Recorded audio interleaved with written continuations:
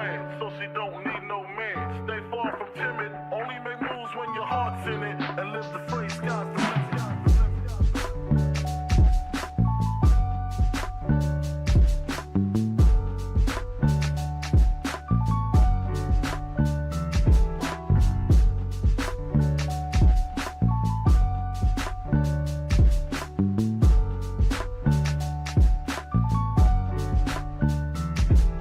Never been as broke as me. I like that. When I was young, I had 2 pair of leaves. Besides that, the pinstripes and the gray. The one I wore on Mondays and Wednesdays. While niggas flirt, I'm throwing tigers on my shirt and alligators. You wanna see the inside? I see you later. They come the drama. Oh, that's that nigga with the fake. Wow, why you punch me in my face? Stay in your place, play your position. Become my intuition. Go in this nigga pocket, rob him while his friends watch it. And hoes clock it. Here comes respect. His crew's your crew, or they might be next. Look at they man, big man, they never try, so we roll with them, stole with them. I mean loyalty. Niggas bought me milks at lunch. The milks with chocolate, the cookies, butter crunch, 80 lunch, 80 lunch.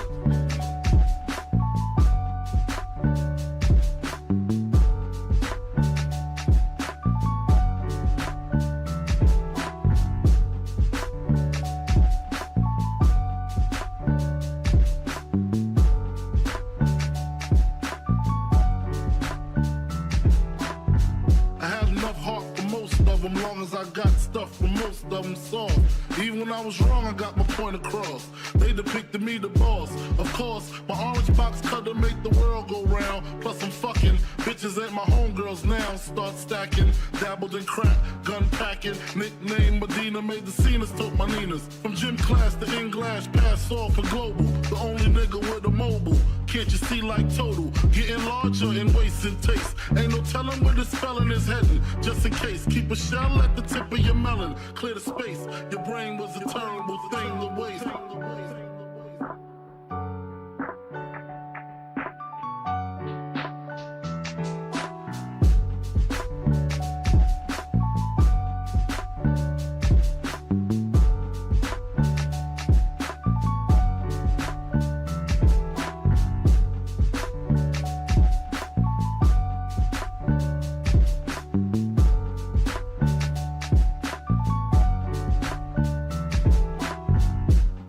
Realizing to master enterprise, and I ain't have to be in school by 10. I then began to encounter with my counterparts to how to burn the block apart. Break it down into sections. Drugs by these selections. Some use pipes, others use injections. Syringe sold separately. Frank the deputy, quick to grab my Smith & Wesson like my dick was missing. To protect my position, my corner, my layer. While we out here, say the hustler's prayer. If the game shakes me or breaks me, I hope it makes me a better man. Take a better stand, put money in my mom's hand. Get my daughter this college plan, so she don't need no man. Stay far from timid, only make moves when your heart's in it. And live the phrase, sky's the limit. Motherfucker.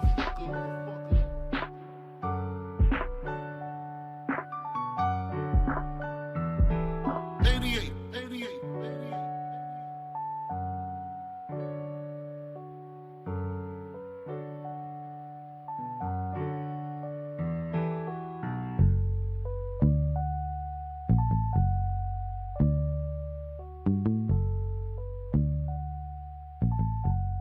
And live the phrase, sky's the limit.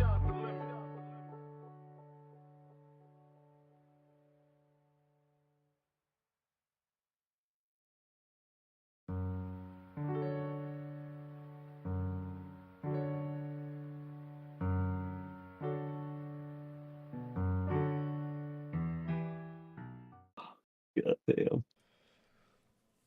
Goddamn. Look, man. Goddamn is right. Goddamn is right, man. Well, everybody, what is going on? Well, first and foremost, obviously you've seen it from the open of the show here today, but first and foremost, man, want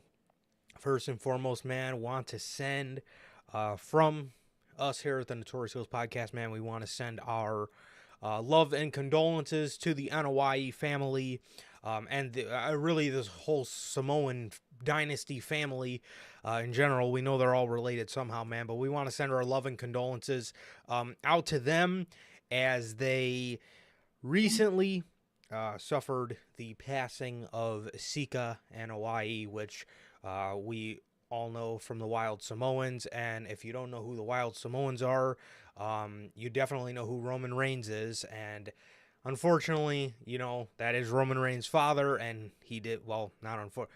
I tangle my words. That is Roman Reigns' father, and unfortunately, he passed away this past week, man. So we want to send our love and condolences out to them. I can only imagine what they're going through, man. And I wish them the best through what I'm sure is a very, very tough time. So thoughts, love, and prayers to the Hawaii family, and to, like I said, just the whole Samoan dynasty in general, man. So yeah, seriously, man.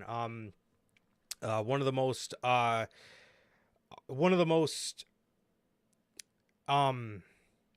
what's the fucking word I'm looking for? Just very historic tag team. One of the bigger Samoan tag teams before we got introduced to the rest of the family, man. So they were definitely pioneers of their time.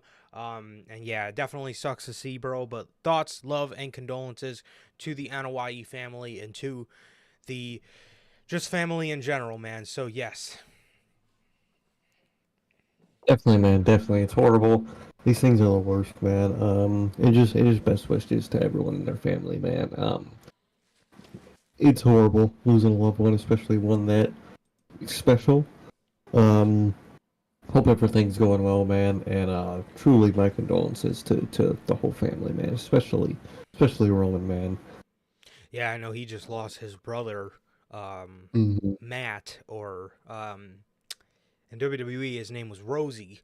But man, yes, he lost his brother. Not I believe it was 2017 or 18, and now you know his pops. So yeah, it absolutely sucks. And yeah, I wish him nothing but nothing but love and healing, bro. So yeah, Mm-hmm. it's gotta suck, man. I genuinely feel for him, man. Genuinely feel for him, and Lord, do I miss him. But yeah, man. So yeah, what is going on, everybody? What is going on, everybody, man? How's everybody doing? Logan, thank you so much. Thank you so much for the compliments on the thumbnail. I appreciate that. Appreciate it very much. And bro, we were literally I scrolled past a post not too long ago that said that Unmatched 10 is now available for pre-order, and good Lord, we are now getting 2022 Adam Cole in probably what is going to be the later half of 2024. So it's finally about time. We're actually getting a Copeland in that set, so they pumped out the Copeland pretty quick, but hopefully the Bucks and Omega are, I feel like they're going to be like 2023-ish time period, because they just released, I literally just got like about a month and a half ago the 2022 All Out Young Bucks. So Jazzwares, hopefully they're getting a little bit caught up on their times, man, but we'll just have to wait and see on that. But finally something is up for pre-order. I got a lot of Mattel shit to pre-order. I'll tell you, man. I got a lot of Mattel shit to get. I got to grab me that Ultimate Gunther. I got to grab me another World Heavyweight Championship. I really do want to get Elite 10, or Elite 110. Elite 10, Jesus. Elite 110. Rhea Ripley. I got a lot of Mattel I got to grab. I'm slowly but surely picking through it as I please, but just grab me Sammy, the War Games All Red Sammy, and the updated torso black attire Solo Sikoa. So basically the Elite 104 redo. So I could finally hash out my whole bloodline stuff, man. Get all those, and then I got my custom shirts on the way and stuff. So my bloodline's gonna be looking very crisp. Oh, that's the other thing. I got to get that Vault Paul Heyman. I gotta grab that. I gotta grab him soon. I think he comes out in September. And Defining Moments LA Knight. I'm fucking tired of these fucking people, man. I genuinely. Anyways, before we go further down the rabbit hole, I got a lot of figures to grab for the case, bro. But with that, Just wait till they finally release the God and Jacob Fatu figures. fuck, That's even man. more or less. Fuck. Don't even say that, bro. I'll tell you what.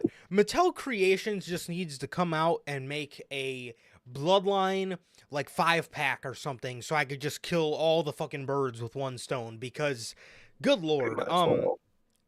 I really wanted a late 2022 Bloodline pack with Solo, Roman, Uso, Sammy, and Paul Heyman, but they give us fucking LWO 5-pack instead, as if anybody wants that. I don't know, man. They needed to give us some Bloodline stuff. Unfortunately, they didn't. I wouldn't have even mind if they gave us like a ringside exclusive, all in their promo gear from just their amazing promo segments they used to have. Is the late 2022 Bloodline. But with that, man, without any further ado, how the hell is everybody doing? And thank you guys so very much for joining us here today for another edition of the Notorious Heels podcast, man. This is episode 220 of the podcast, man. If this is your first time watching, guys, do not know how the show works. Every Monday, we are on here with Notorious Unscripted, and every Friday, we are on here with the news, man. If you guys did miss this past Monday's edition of Unscripted, a werewolf is on the loose. The WWE debut of one Jacob Fatu, the Samoan werewolf. You guys can now watch that. That is episode 202, I believe. I want to say it's 202. Yes. If you guys did miss that, that is available for you guys on all platforms. That is Anchor, Spotify, Google Podcasts, Apple Podcasts, and if you want to see it first, join us right here live every single Monday after Monday Night Raw for Notorious Unscripted, man. Also, if you guys have not got a chance to get your hands on some of the official Notorious Heels podcast merchandise, you guys can now find this live on the merch shop. That is bonfire.com. Link is at the top of the description of this very video, man, where you can find all 8 of these beautiful designs and more available on there for you guys, man. Again, that is bonfire.com. Link is at the top of the description of this very video, man. Also, if this is your first time watching and you guys do not know who we are here at the Notorious Heels podcast, I am Johnny, one half of the host of this very show. And as for the other half, we got my man, Sir K here. How the hell are you, man? I'm going good, man. I'm going good. Just been chilling out, man. Just been chilling out, recovering. It's been going good. And I'm just chilling, dude. Can't do much else. Recovery, so just been chilling out, man. So it's been good, man. It's been good. I like to the family. Life's good. The family's good. How is everybody doing in the live chat? How's everybody doing in the replay? And what about you, man? How are you doing? Man, I'm doing pretty good, bro. No, I'm doing pretty good, man. Yeah, nothing too much, dude. Nothing too much. Just getting ready for Forbidden Door weekend and whatnot. So, yeah, but as Durante always asks, I'm good. Family's good. And what about you, Durante? Logan, Bell, even though she's not here yet, man. Nor is Durante. Unbelievable. But Manager Logan's here. He's on time for once. He's on time for once. But yes. Yeah, man. So how the hell are you guys doing? Whether you're here now, part of the Replay Mafia, JTJB, how the hell are you guys, man? And thank you guys for being here as always, man. So, yeah, man. Yeah, nothing too much going on, man. Nothing too much going on over in my life right now. So, yeah, just chilling, dude. Just chilling. But so you guys see the thumbnail up on the channel. You guys know, obviously, we're going live for Forbidden Door, but there is a bit of news regarding the Forbidden Door review, so I will let Sir K take it away from here, man. So, floor is yours. Yeah, man. Sadly, I will not be on the Forbidden Door review. I do have an appointment at 9 in the morning on Monday, and you guys know how AEW shows are. That show probably won't end until at least, if we're lucky, 10 o'clock. More than likely around 11 o'clock. So, the review would go till about one or two, depending on how bad the show was. Um, and you know, it's us talking about AEW, so it'd probably be a long review. So I won't be able to make it for the Forbidden Door review, which sucks. I do really want to just shit on the show because I saw a fucking tweet. Someone tweeted about how there's not a single bathroom break match on the show. You Half gotta the hold it show's a in for fucking 5. bathroom break. What? You know, reading it off, I was like, I don't care, I don't care, I don't care. Like, good Oh Lord, dude, man. look, better hold it in for 5 hours. Why the fuck do I have to hold it in for 5 hours? Why is the show that long? No kidding, bro. Um, exactly, Logan. And that is why I hate Sunday pay-per-views. Because if it was Saturday, I'd be able to do the review just fine. But nope, this dork that never worked a job in his life fucking makes these pay-per-views on Sunday. I don't get it, dude. Yeah. Yeah, but unfortunately, I won't be on the Forbidden Door review. You'll hear my thoughts for a brief moment on Monday on the unscripted, but I won't be on the Sunday post-show review, sadly. I will be probably falling asleep to Forbidden Door, so Jesus. so definitely bad. But I'm sorry, but I won't be able to make the Forbidden Door review. There you have it, man. There you have it. So, yes, my man's got some business to take care of, bro. So, if you guys would join me, I will be live. Solo Johnny. Solo Johnny. I don't know how much you guys are fucking with Solo Johnny, but if you guys do fuck with him, he will be here on Sunday. Be doing the review, man. It's going to be a good time. So stop by. If you guys are interested in hearing some thoughts on Forbidden Door, and like Sir K said, depending on how long the show is, could be depending on how good the rants are, or how bad the show is. Depending on how bad the show is, will depend on how good how good the rants are, bro. So, well, Logan, dude, Solo Johnny, a chance, dude. I love Solo Johnny. it's all right. It's all right. Yeah, he's alright. He's decent. Fucking Solo Johnny's great. He's all right. I He's all right. Yeah, I don't like that one, bro. Of course, my biggest hater's not here, Belle. So we can't And ask her. We can't ask the audience. But when they do get here, when we do get here, I need Logan to ask them how they fucking with the Solo Johnny. But when you're doing a solo show, instead of Johnny Mayhem at HP, you should make the ad Johnny Solo at HP. that's not my at though. Yeah, but like since you're solo, you could change it to solo. You could be part of the bloodline. You could be the new Caesar. I'm all right. I'm okay over there. But yes, the podcast does always need Sir K, man. But sometimes Caesar, man. he's got okay. Sometimes my man's got some stuff to take care of, bro. So it's all good. It's all good. We're definitely gonna miss him. However, Yeah, yes, I get it. Be all right. if you got Jesus. However, man, if you guys are still interested in the Forbidden Door review, man, we will be live on Sunday, bro. So we'll be rocking the house on Sunday after, hopefully, the monstrosity of the show, or what isn't a monstrosity of a show. Which, from the looks of the card, there's probably about 2 or 3 things that look appealing to me. However, What are you other talking than that, about? No single bathroom break on the entire show. yeah, Christ. Lord. However, yes, if this is your first time watching, or I was about to hit the intro again. Well, good Lord. If again, if you guys are interested in the Forbidden Door review, man, I will still be live. It'll be a solo show on Sunday. And without any further ado, man, let's get on to the news, man. So obviously we're going to end you guys here with the Forbidden Door predictions. But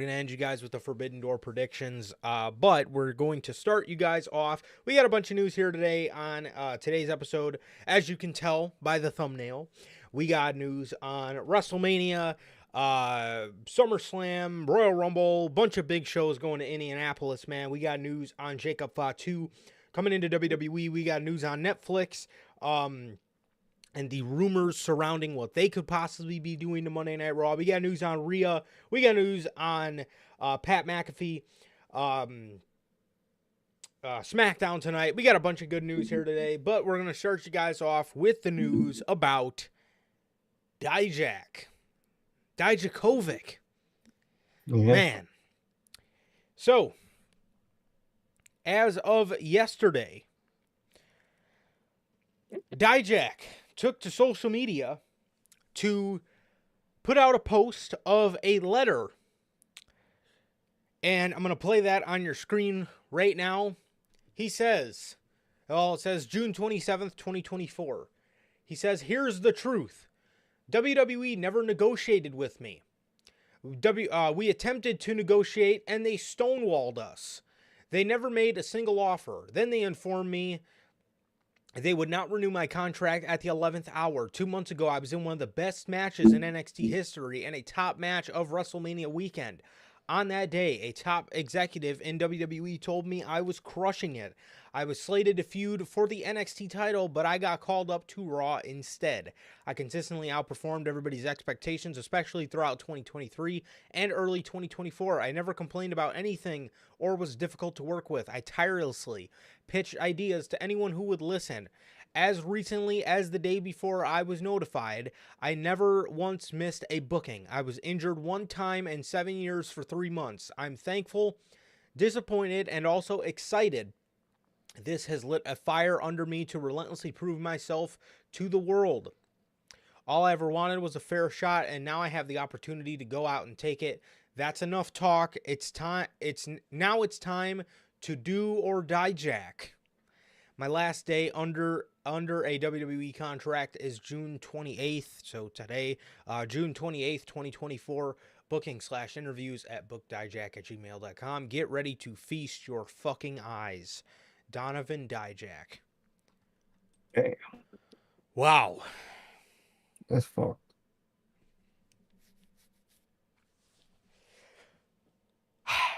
Man. So, there's a little bit more. That actually came out today. So, in an interview with Fightful, Dijak detailed his call-up. He revealed he knew he was fucked as soon as his name was announced and had much more to say about his experience. He says, I'm sitting there during the draft. The draft is a shoot. Nobody knows what's happening. I'm watching the names. There is an angel and a demon on my shoulder. Part of me is sitting there grumpy because I thought it would be funny if I'm in character.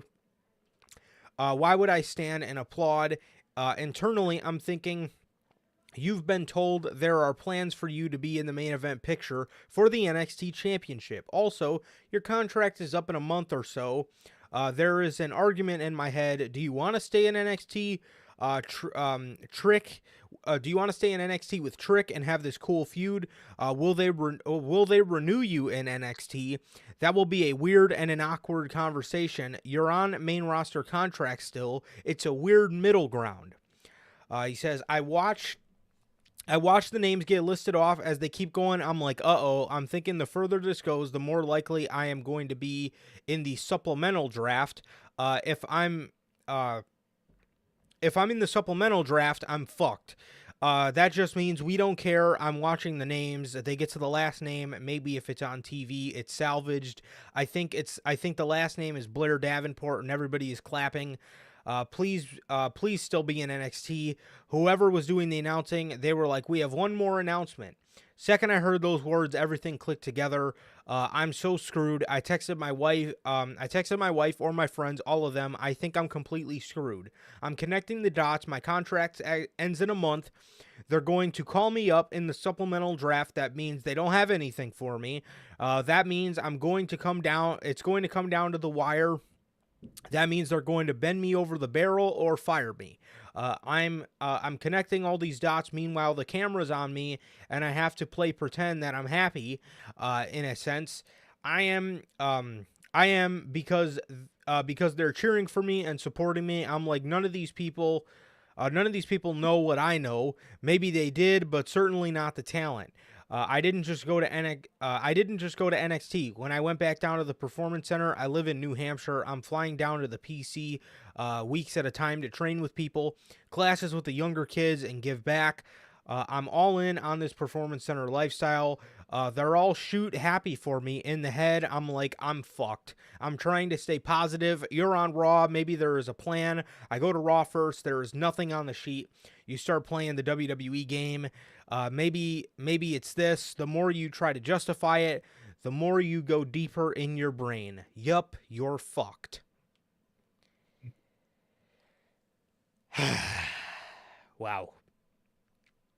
So, first of all, wasn't there a fucking, I guess like an unwritten rule with Triple H that if you were to get called up from NXT, you would immediately have, what did Triple H say a while ago? Anybody that comes up from NXT, we want to have a 6-month to 8-month plan for them. Yeah, right. See, man,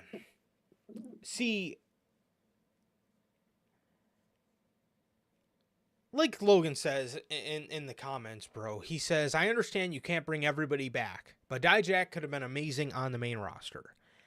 Oh, yeah. That's the thing I can't wrap my brain around to save my life. I genuinely can't. I don't understand how you have a roster like you do on Monday Night Raw, which I mean, maybe that is part of the reason they didn't use him was because they already have a fucking loaded roster on Monday Night Raw. I don't know how you have a roster like that and you look at Dijak and say, well, we don't really have any use for him, but we have use for fucking Ludwig Kaiser in the singles division. That I don't understand because Kaiser could have been great. I'm sorry, I'm not interested in Kaiser as a singles. I don't understand why they didn't go with the fucking European Union or Imperium, whatever you want to call him and Fabian Eichner or whatever his name is. I don't understand why you didn't go with those guys as a tag team on the show when your tag team division is, I mean, I think it would be nice to say that they're keeping their head above water because they're barely doing that. But you No. You have Ludwig Kaiser on the show. You have fucking Kofi Kingston and Xavier Woods doing singles shit against Karrion Kross. You know, you got all this bullshit going on the show. You got all these people doing singles that shouldn't be fucking doing singles. And you don't got no room for Dijak, which that's a whole nother problem in itself. Monday Night Raw, you know, in terms of, you know, who they have, you know, they could use a couple more baby faces, I think, if anything. SmackDown is fucking starving, dying, bleeding for a heel. How? I mean, you did a fucking stupid one-off with Cody and Logan Paul. You could have absolutely gave something like that to Dijak. You could have absolutely. I think a lot of people would have rather seen something like that than a Cody and Logan match that, I mean, of course the match was a banger, but Logan has a fucking championship. Just like we're complaining about with fucking Will Ospreay and Swerve. Logan has a fucking championship. Why is he fucking fighting for the WWE championship? You could have absolutely gave a stupid one-off match like that to a guy like Dijak to get him some main roster spotlight. Maybe try to leverage him to stay. Put him on SmackDown, like I said, where they fucking need heels. And you do nothing with them. It's insane. Now, it makes a lot more sense with what he's talking about when he's talking about, you know, he's still on a main roster contract. So, you know, it would be a bit of an awkward conversation. Are they going to put you on an NXT contract now? Or are you going to be on a main roster deal still? So it's obviously I could see where things got tricky, but you call him up to the main roster and you fucking renew him for a main roster contract. I don't understand how they let this guy slip. And again, maybe he is somebody that they didn't see much in terms of, they do want to bring a new wave in. Now, that's why you're seeing the likes of Carmelo. That's why you're seeing Braun, and you're seeing Ilya, and you're seeing, all these younger guys now, this kind of newer wave coming in or whatever. And maybe they just didn't see, maybe they just didn't want to make time for him, man. And it really does suck, man. It really does suck. But he is a free agent now. A lot of people want him to go to TNA. I think that would be decent. As for AEW, I don't really know. I think Japan would actually be really decent for him.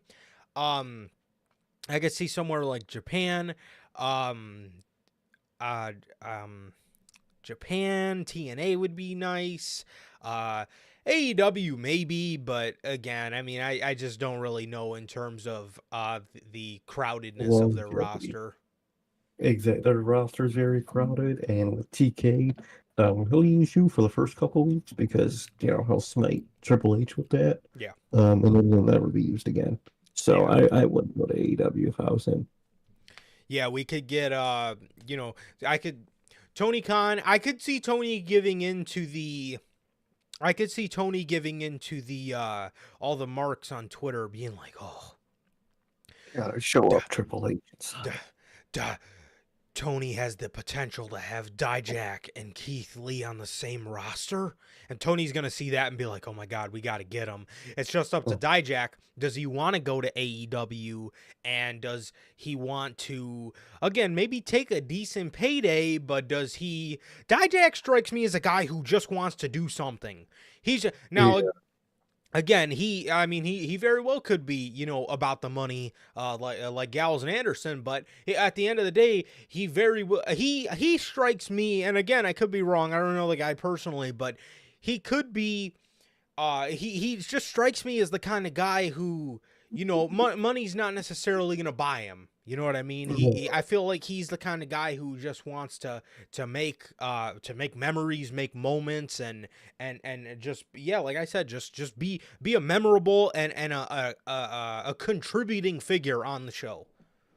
I think so. I think that's what he really wants, man. And it sucks to see that WWE, whether they're denying it or not, Triple H, kind of tried to throw the bill of, we only call people up when we have plans. Well, now that's clearly not true. I think we've all learned that in the past couple months. But only the last year I think we learned that. But it sucks to see, that cycle still exists. That you go to the show, you don't see your name anywhere on the sheet for Raw, and it's just a continuation of every week. You go there, and you don't see your name on the show, and you have to sit there for fucking 3+ hours because they also have like that unwritten spoken rule of if you leave early when you're not used on the show, it makes you look bad to them. Yeah. So you have to fucking stay there the whole time. I don't know what you fucking do for 3 hours back there besides eat. But it's really unfortunate, dude. It is very annoying that still exists in this company a lot. And seeing it with Dijak, I feel like we're gonna see it with a couple more. If I'm a betting man, I'd say Eichner's on that next list of people that aren't getting re-signed. And I feel like that's the route that Triple H is going to take. I don't think he's going to be much of a releaser. He's going to be a not re-signer and not use them for a couple months beforehand. Just let that contract go up. So it's unfortunate, man. At that point, to be honest, I would rather just be released. It'll make me look bad. People, feel bad in a way and care about me a little more. At that point, I think I'd rather be released. But it is really unfortunate, man. And especially to Dijak, such a great fucking talent. Yeah. To not be used like that when, like you said, they're using people on Raw and SmackDown in singles that I don't care about. I don't care about a Ludwig Kaiser singles run. I'm sorry. I don't care any week that happens. Stuff like that it's just really unfortunate that process still exists in this company. And it sucks Dijak was a victim of it, man, because that's just horrible to see, man. That's really annoying. That draft system is really bad. I think they need to change it. There should be no fucking But I don't get it. It's very annoying, and I hope everything goes well for him. As to where he should go, definitely I wouldn't go to AEW. Um, you're not a flip mark, so you wouldn't do too well over there. I think Japan might be great for him. I feel like Japan do love like their big tough American guys. So I know I don't think he's American. Is he American? I think so. Okay, I don't know if he was like Australian or something. But they do like their big tough guys over there, so I feel like he'd do well over there. Plus, they love that like look of like the aviators. Obviously, with like Kenny, I think he'd do very well over there. He's American. Okay. I'm sure he has something in him. I'm assuming that's where the you know, Dijak name comes. I'm Mm-hmm. sure that's something German or something. I'm sure he's got a little something in him, um but yeah, yeah, no, yeah, I mean, then again, that's even if he does, come back with some sort of gimmick, cuz that we might see him, as how we seen him in NXT to begin with, when he was wearing the Yeah. trunks and, he was kind of just a regular dude. So, that's even if he does come back wearing the aviators or stuff, but like you said, in Japan, they do kind of like that kind of stuff. So that They might do love actually, yeah, be pretty good for him, bro. But speaking of Ludwig Kaiser, um, I think now that we're hearing the news about or how all this went down and how they went about letting Dijak's contract expire, um, do not be surprised. Again, speaking of Kaiser, if Giovanni Vinci's kind that. of going through the same thing right now, I where think so. WWE's letting him sit dormant because they know that his deal is probably up within the next couple of whatever, weeks or months or whatever the case is. I could absolutely see, because they have made it very apparent that they just don't have any use for the fucking guy, so I could absolutely see the same thing happening to a guy like Vinci, and also a guy like Apollo Crews as well. Oh, I think a lot of those like call ups or they like aren't being used. I think they're just waiting for their contract to come up. Like I said, I don't think Triple H is gonna outright release them. He knows that's bad publicity for the company, so he's just gonna let their contract quietly, go up, and that's it. That's all. So it's really unfortunate, but I think that's the process they're gonna take. Like I said, at that point, I'd rather just be released, to be honest. Yeah. It'll make me look better in the end, but it sucks, dude. It really does suck for them anyway. You don't want to lose your job, but I think it's inevitable for a lot of these names, sadly, for all the wrong reasons. But 100%. 100%, man. So yeah, that is the news on Dijak being done and finishing up as of today with WWE, man. I mean, we could see this dude on Forbidden Door. we could, If I hope, Yeah, for his, but we could. yeah, we could see this dude pop up on Forbidden Door. We could see him pop up on fucking Dynamite next week. I mean, we could, we could see whatever, man. We could see whatever, bro. Here's, So here's how we know he'd show up at Forbidden Door. If at all later tonight or early tomorrow or early Sunday, knowing 20Con, if Keith Lee gets added to anything, he's showing up. If Keith Lee randomly until Sunday at fucking 7 o'clock, if he gets randomly added to anything, he's showing up. I'll tell you guys that now, because he ain't using Keith Lee for anything else. very true, very true, man. So, yeah, so that is news on Dijak being done and finishing up with the WWE. Speaking of more people leaving the WWE, Caleb Braxton. Caleb Braxton, as of last Saturday, so 6 days ago, Caleb Braxton confirms that she will be having an unexpected departure from WWE after 8 years with the company.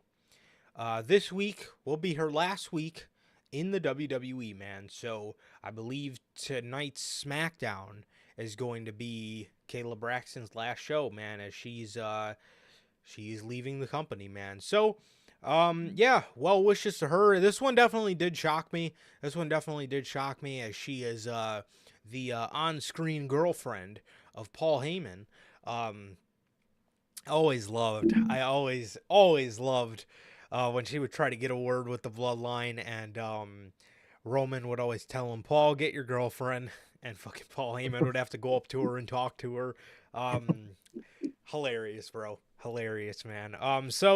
Yes, always gonna love those memories that include Kayla Braxton, man. And I wish her the best. She was a great on-screen personality for WWE, man.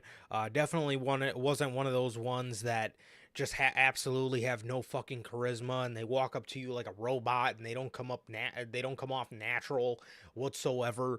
You know, she definitely wasn't, one of them. She was definitely one that, again, exuded personality and actually carried themselves like a human being. So she's definitely gonna be missed, man. But I do wish her well. Definitely, man. I wish her the best in wherever she's going. And hope she does great, and hope she enjoys it, man. She was one of the best, um, you know, backstage interviewers they had. So it sucks. But I do wish the best for her. But it sucks that she's leaving, man, because who knows what she'll get replaced with. Very true, bro. Very true. So, speaking of tonight's SmackDown, actually, being that it's Kayla Braxton's last show, WWE SmackDown tonight at the world's most famous arena in the world, Madison Square Garden, has sold out with over 17,000 tickets. This is the highest selling SmackDown of 2024. Hell yeah, Bro, man. Good for you. there's so much surrounding tonight's SmackDown. There's so much surrounding tonight's SmackDown, dude. You got this stuff. You got all those Money in the Bank qualifiers, but most specifically, you have this Bloodline acknowledgement ceremony. I don't know what the fuck we're gonna see. I know Jey Uso's in the building. We don't know what's up with Roman Reigns or nothing, but we don't know what's gonna happen. I know Zilla came out and tweeted something about in a little over 24 hours we're gonna shock the world or something like that. And I don't know what's gonna happen tonight, man. But I'll tell you what, man. It looks to be pretty interesting, bro. It looks to be pretty interesting, man. Yeah. Yeah, they have a very good looking show for tonight, and I am very interested to see what happens on this Bloodline acknowledgement ceremony. I'm very curious to see how it goes and what happens in it. I heard rumbling that there's a big surprise for tonight, so we'll see what that might be. But I'm excited, dude. Mm-hmm. Could it be the tribal chief, bro? Could it be Roman Could be. Reigns? Could it be The Rock? And say, could it be the ultimate Glazer? Dude, Could if it I see be? the Glazer come out, if I see him standing there with that fucking belt, I'm going Just nuts, bro. I'm going nuts. around Dude, shoulder, but there's a picture of him. There's a picture of him the night after WrestleMania where he's just standing in the spotlight and you just see the titles shining. I'm like, I just know he has his fucking picture hanging up in his house. I just know he does. it's in his fucking little private gym, framed up there. You You fucking know, talking man. about the He's Iron Paradise? Iron Paradise. That he has a semi truck move around with him because he can't I was just go gonna, to a fucking public gym? I was gonna say, did you know he fucking takes a gym with him wherever he goes? Like, bro, Man, j- man. You good? I was gonna say you're The Rock. I'm sure you can get a private gym where nobody's in there at Yeah, any given moment. man, just be like, hey, if I pay you guys this much, can I just have this gym to myself for the day? What the fuck, bro? Hey, bro, what do you do? Oh, I'm the assembler guy. Like I move, I move with the company to move something around.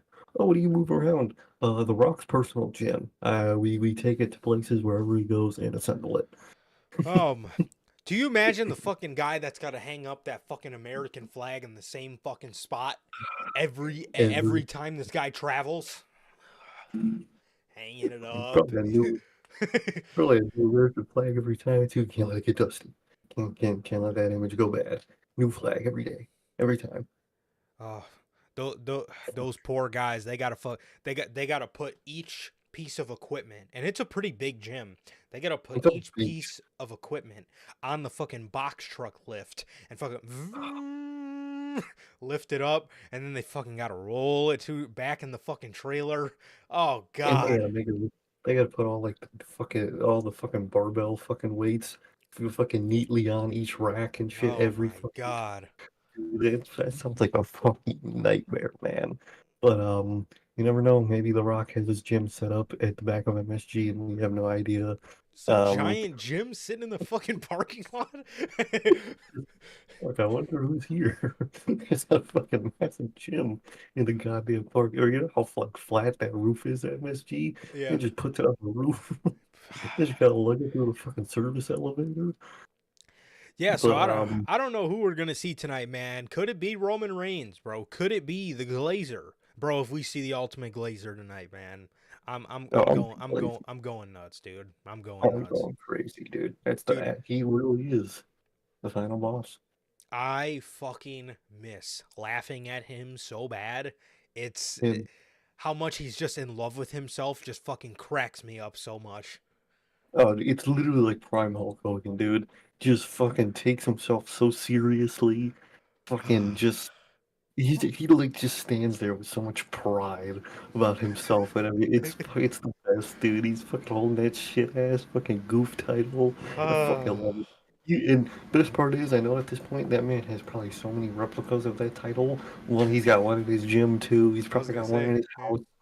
Fucking, it's great, dude. I love it.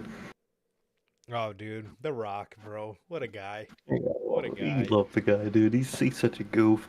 He's fucking appearing 8 hour late on every fucking movie set. Just showing up Bro, 8 hours late. so pissed, dude. Oh man, fucking Rock. Yeah, could it be the Glazer? Could it be Jimmy? We haven't seen Mhm. Jimmy since the SmackDown after WrestleMania. Could it be Zilla? You know what I mean? Could it be Jay? I mean, we don't know who it's gonna be, bro. We don't know who it's gonna be, but it could be somebody, man. Something could go down, but we'll just have to wait. Could it be Hikaleo? Could be. Well, a lot of people on the list they could fucking be, man. That family's so fucking big. Yes, seriously, at this point, bro. Um, and just wait, bro. Well into my 40s, we're probably still going to be dealing with a new member of the bloodline debuting Oh, because I've been seeing all the memes. Jacob's got fuck. 7 kids. Roman's got 5. Roman has twins, so we know we're getting another Usos somewhere down the line. Doesn't he have two sets of twins? I I think he does. he could. I So think he had 5 kids. Two of them, or 4 of them, are two sets of twins, I think. Which is fucking insane. What luck do you have to have two sets of twins, bro? What the Oh, fuck? no wonder why the guy had Good. to fucking take so much time off. His fucking wife is Gosh. probably ready to kill him. Oh yeah. We fucking 5 kids, dude. I fucking kill them. every time he left the house to go fucking fight with his cousins the twins started acting up again. Oh, 100%. You fucking each one of them has at least 2 children, if not more. Fucking Jacob has 7 kids. Bro, what do all they do when they get home is fucking make like is that all they do when they get home from wrestling? Is they just make more kids? Because it fucking looks like it. They Fucking must. Rikishi, I think he has like 7 kids. Yeah, they Like, must, bro, bro. what the fuck? They must. Yeah, who knows, man? We might be seeing some from the Judgment Day too, with Braun Strowman having his way with them. So we might we, we might be in for a long judge. We, His way. we we might be in for a long Judgment Day story here, but yeah, bro, just gotta ask Damian Priest about that. That's Um, that's another thing why you can't have someone like me And those backstage fucking, I would have literally been like, damn. I'd be like, pause. And then I would have got fired because I would have said like, oh, pause. Braun Strowman is having his way with you guys. Okay. All right. And my reaction would have got me fired. I would have looked at him so sideways if I was Oh, JD dude. McDonough. Hmm? Huh? What'd you say, bro? So yeah, we don't know who's gonna debut tonight, bro. It could be nobody, but they're in MSG, just like Chicago, Madison Square Garden, bro. Big Something spot. something big always happens. Something big Gonna always be a good happens. crowd. Love the Yeah, New York crowd, so it's gonna be a good absolutely. one. And we know. I think they did something last year in MSG, one of their big bloodline segments. I think they did. I forgot which one. It Was might it have been the one where Roman got on his hands and knees and was crying, and then he fucking low blowed Jimmy, might or it Jay. might have been that Might have one. been that It one. might have, it was one of those fucking ones where they were like in the middle of the summer feud, I think. And they were in MSG and they did one of the big bloodline segments. Yeah. Or it might have been the you out and I'm out too. That one. Could have been that, Might where have been Solo that was one. just fucking standing there while Roman got. I love that image of Roman just getting fucking super kicked and fucking Solo's Solo. just standing there. It's Yeah. just discreet. He was discreet, bro. He really is. But yeah, man. So could be some interesting stuff going down tonight, man. But we'll just have to wait and see. I wonder if it's gonna open the show or close. But either way, it should Probably be. close. Yeah. If it closes, expect something I'm fucking great. huge to happen. Expect to see the Glazer. Yeah. Yeah, for sure. So with that, man, we actually have some news on Jacob Fatu and kind of the backstage reaction to his debut, as Fightful Select is confirming that Jacob Fatu has been signed to WWE for months. This one has left a very good impression with everyone backstage, as he has been super respectful to everybody. So, All right. looks like he is I remember, a couple months ago, there was a little concern over signing Jacob Fatu because of his, criminal past. And, it really just goes to show, man, it's not necessarily, it's not always necessarily bad people. It's sometimes just bad decisions. And I'm glad that they took the chance to give him the chance. And obviously it's paying off, and I think I don't even think I know he's gonna be fucking huge for them. Triple H said it himself on the Pat McAfee show. He's a game changer. He is, in terms of, I know people say a lot of that every time fucking Tony Khan puts pen to paper with somebody, that they're a game changer, but legitimately, bro, this guy's 32. He's athletic as all hell. He dropped a ton of weight. Not that mattered anyway, because he was still moving when he had the weight, but he looks phenomenal now. I mean, he looks jacked. For his body type, and the guy is an incredible promo. He's an incredible promo, man. So he's seriously going to be a major player for them down the line. He really is. Oh, 100%, man. Truly 100. And I was watching an interview about, how he, started wrestling. And he said it was right after his first arrest. He was in the cell, flipping through the channels. And I guess at that point they had FCW on one of the channels. And he clicked it and it was the fucking Usos on his TV. And he said that was his wake up moment, that he wanted to wrestle. And ever since then, he's been good, man. So, people make bad decisions at points in their life, but that doesn't, show who they are. And I think they all know that. And Jacob Fatu is genuinely one of their best pickups in a while. Exactly. Zilla is the same way. I know Zilla, not too long ago just got out of the Yeah. penitentiary. So yeah, again, and I mean too, you look at guys like Booker T and stuff like that, which is, I know Booker's actually the one who lobbied a lot for Jacob to get signed. So, if Mhm. anybody knows, you know,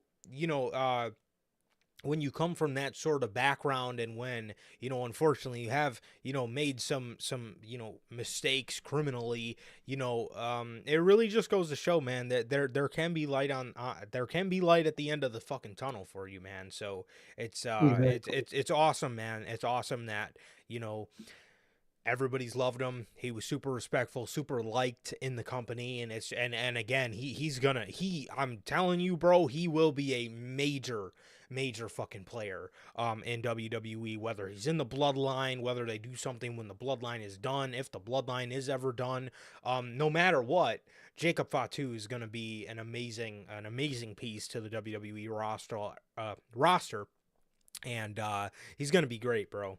He's going to be great. But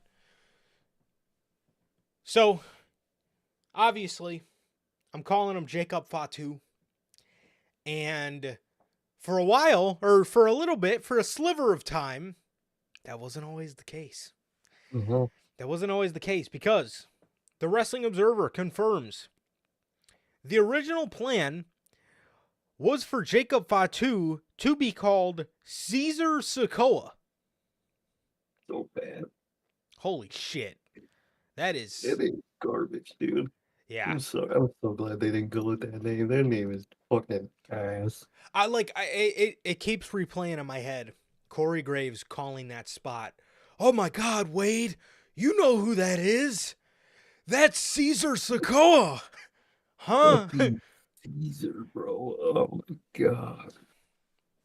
Like Jacob Yikes. Sikoa, it would have been fucking pointless with the last name, but it's the first name that kills it, dude. Fucking Caesar. Think of the fucking ape from fucking Planet of the Apes and shit. Oh my God. Good God. Yeah, I mean, again, we all know, we talked about it on Monday, how awesome, you know, Corey Graves called everything.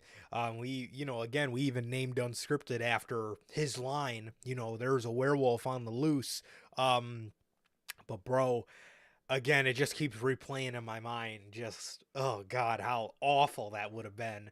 But yes, the original plan was for Jacob Fatu to be called Caesar Sikoa. Fortunately, they changed their minds and stayed with Jacob Fatu. So, there is an acknowledgement ceremony tonight.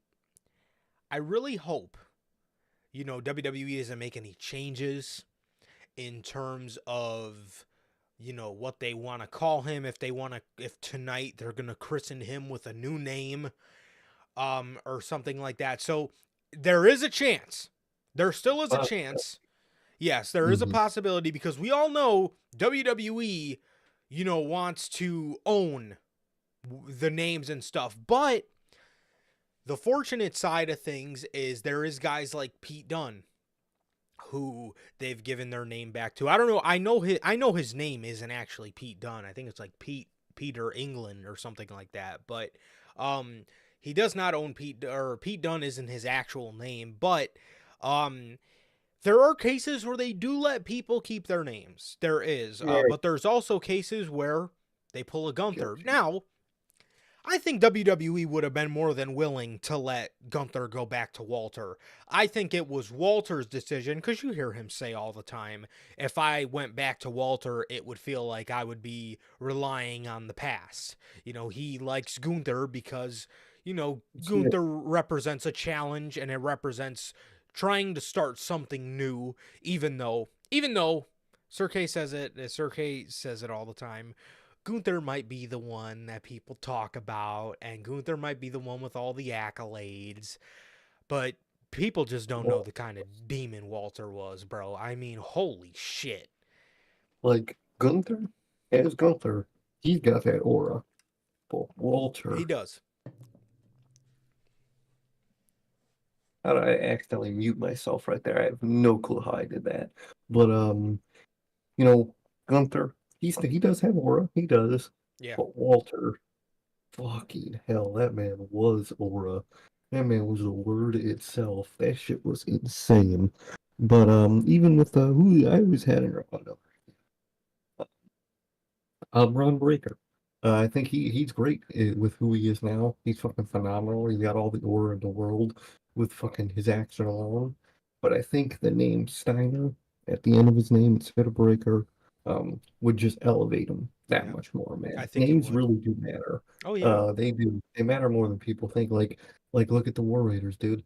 The second they got called up and were called Eric and Ivar, the Oh Viking God. experience aura was at instant zero. The moment they came out and were called that, their aura was at an instant zero, and they And meant nothing to me ever since. And I don't know if Hansen is actually injured or not, or maybe they just took him off TV because they want to reintroduce him and Eric back as Hansen and Rowe as the War Raiders again. I think that would be amazing. I think that would be amazing because we all know, dude. We all know what they're known as at the end of the day, and I think in the modern era, it's better just to keep the name that they made themselves initially. Now again, sometimes name changes do work. You look at fucking like something like Roman Reigns, something you came up with originally that worked out in the end. But nowadays, it's best to just, I think at least it's best to just keep what they have. What was I? Fuck, I was gonna say something else about names. I forgot who I was gonna fucking talk about. Ludwig. Yeah, well, yeah, that him too. That Oh, fucking Ludwig guy in G, like Ludwig, it's bad, but dude, I think the worst one was Giovanni Vinci. That sounds like a fucking, it sounds like what Family Guy would name a fucking Italian character. Giovanni Vinci. Like, come on, bro. That's horrible. Like, that's horrible. Not the other example I had in my head of a name change, but or no, I wasn't going to talk about a name change. I was going to talk about how, we know what people's names are and whatnot. Did you see that thing that Booker was pissed at the Wyatt Six for taking a picture with that yeah, fan? yeah, I did And see it's things that. like that where, dude, we know these people aren't actually fucking psychopaths. Like, who cares? It's a much different world in wrestling nowadays. We know these Hmm. people's names. We know they're actual real people that go home to their families every fucking day. The world is different in wrestling, and I think it's best to accommodate that change instead of just trying to stick in the past. And I think look at Jacob Fatu, that man, talk of the town all week, and I think I think the talk of the town would be very different I thought if that it was Mark Henry that said that about the Wyatt Six. Oh, it was Mark Henry. It was Mark Henry. I don't know why I said Booker T. Fucking, Oh, yeah. I mean, um, we're pretty accustomed to him saying some pretty wild I things. was gonna say I think I had Booker on my mind because I think we mentioned him earlier about something, but it was Mark Henry. Truly, like Logan said, old man yells at fucking clouds. Um, but it's like we know what it is, and I think it's better to accommodate that nowadays instead of Yeah. just trying to stick with the past system. Because Um. like Mhm. Logan mentioned fucking memes about how, the Planet of the Apes memes with Caesar Sokoa would have been fucking hilarious. Because at the end of the day, this whole week from last Friday to this Friday, that's all Twitter would have been. Fucking memes a fuck ton about Caesar Sokoa. But now, all this week was nothing but praise and excitement. I think that shows a lot. And I think that's why they're going to stick with the name Jacob. I think they will. Yeah. I hope so. I hope so. I certainly do. And yeah, it's like um Oh no, I'm a fan, no. yeah, seriously. Like what I don't understand. I don't understand these old timers sometimes. Like they're saying the boogeyman wouldn't be caught out of gimmick. So you're telling me he walked through the airport full fucking face paint with worms hanging out of his fucking mouth. Are you serious? I mean, come Like, on. come on, people. It's a different fucking business. As much as they like to say fans don't know shit, I mean, bro, fans are fucking smart enough now. I mean, don't get me wrong, they are pretty stupid, but they're smart enough to know these people are human beings. They have lives and they have appreciation for their audience. Some of them have appreciations for their audience and what and what they do, and they appreciate fans showing them love because we do appreciate their hard work. As much as they like to say you guys don't care about us, it couldn't be farther from the truth, bro. These people, again, we invite these people into our homes, and we see these wrestlers more than we see our family, through a TV And, screens, some and members of our family. So These fucking wrestlers always say, "You guys don't care about us, our health." Or at this point, we care about your guys' health more than you do. Y'all Yeah, motherfuckers wrestling with all this broken ass shit, all this fucking torn, fucking bruised ass shit. Like, I'd be the one telling you no. Don't fucking do that. yeah, It's so annoying the way they can a lot of these wrestlers see fans, which I get. A lot of these fans are fucking weird ass, annoying, yeah, rude dickheads that fucking smell like shit. But that's not all. yeah. Yeah, but yeah, I mean, there is a lot that can go wrong with name changes in WWE, and like Sir K said, all we would have been saying for the past week was Solo and Caesar Sokoa memes, and it just would have been no good. I don't think that's a name long term to go with for him either. It's just bad, man, and the Usos not taking on the Fatu last name, made sense. It was a different era of WWE, and the Uso obviously means brother. So, It makes it makes sense. And then Solo came in as a solo. That was his gimmick. He was Solo now. He, what did he say in that one promo, man? I was sense. once rocking with the day ones, and now I'm running solo. You know Exactly. that was sort of the gimmick is that he was breaking out from the family and he was going to be solo now. You know what I mean? And it made a little sense. Solo Sokoa. Instead of Solo Fatu. Sounds a little off, but you're bringing in a guy like Jacob. Again, maybe it's time that somebody does carry on the Fatu name because we all know they're Fatus. So it's Mhm. about, I mean, it's about time that somebody actually reps the last name. You know what I mean? And hopefully he could be the first of many to do it, man. So, Like I uh said back on Monday, if the Usos debuted nowadays, they would be called Jimmy and Jay Fatu. I yeah, could see the Usos being their tag team name, but their individual names would be Fatu, because that's just how it is nowadays.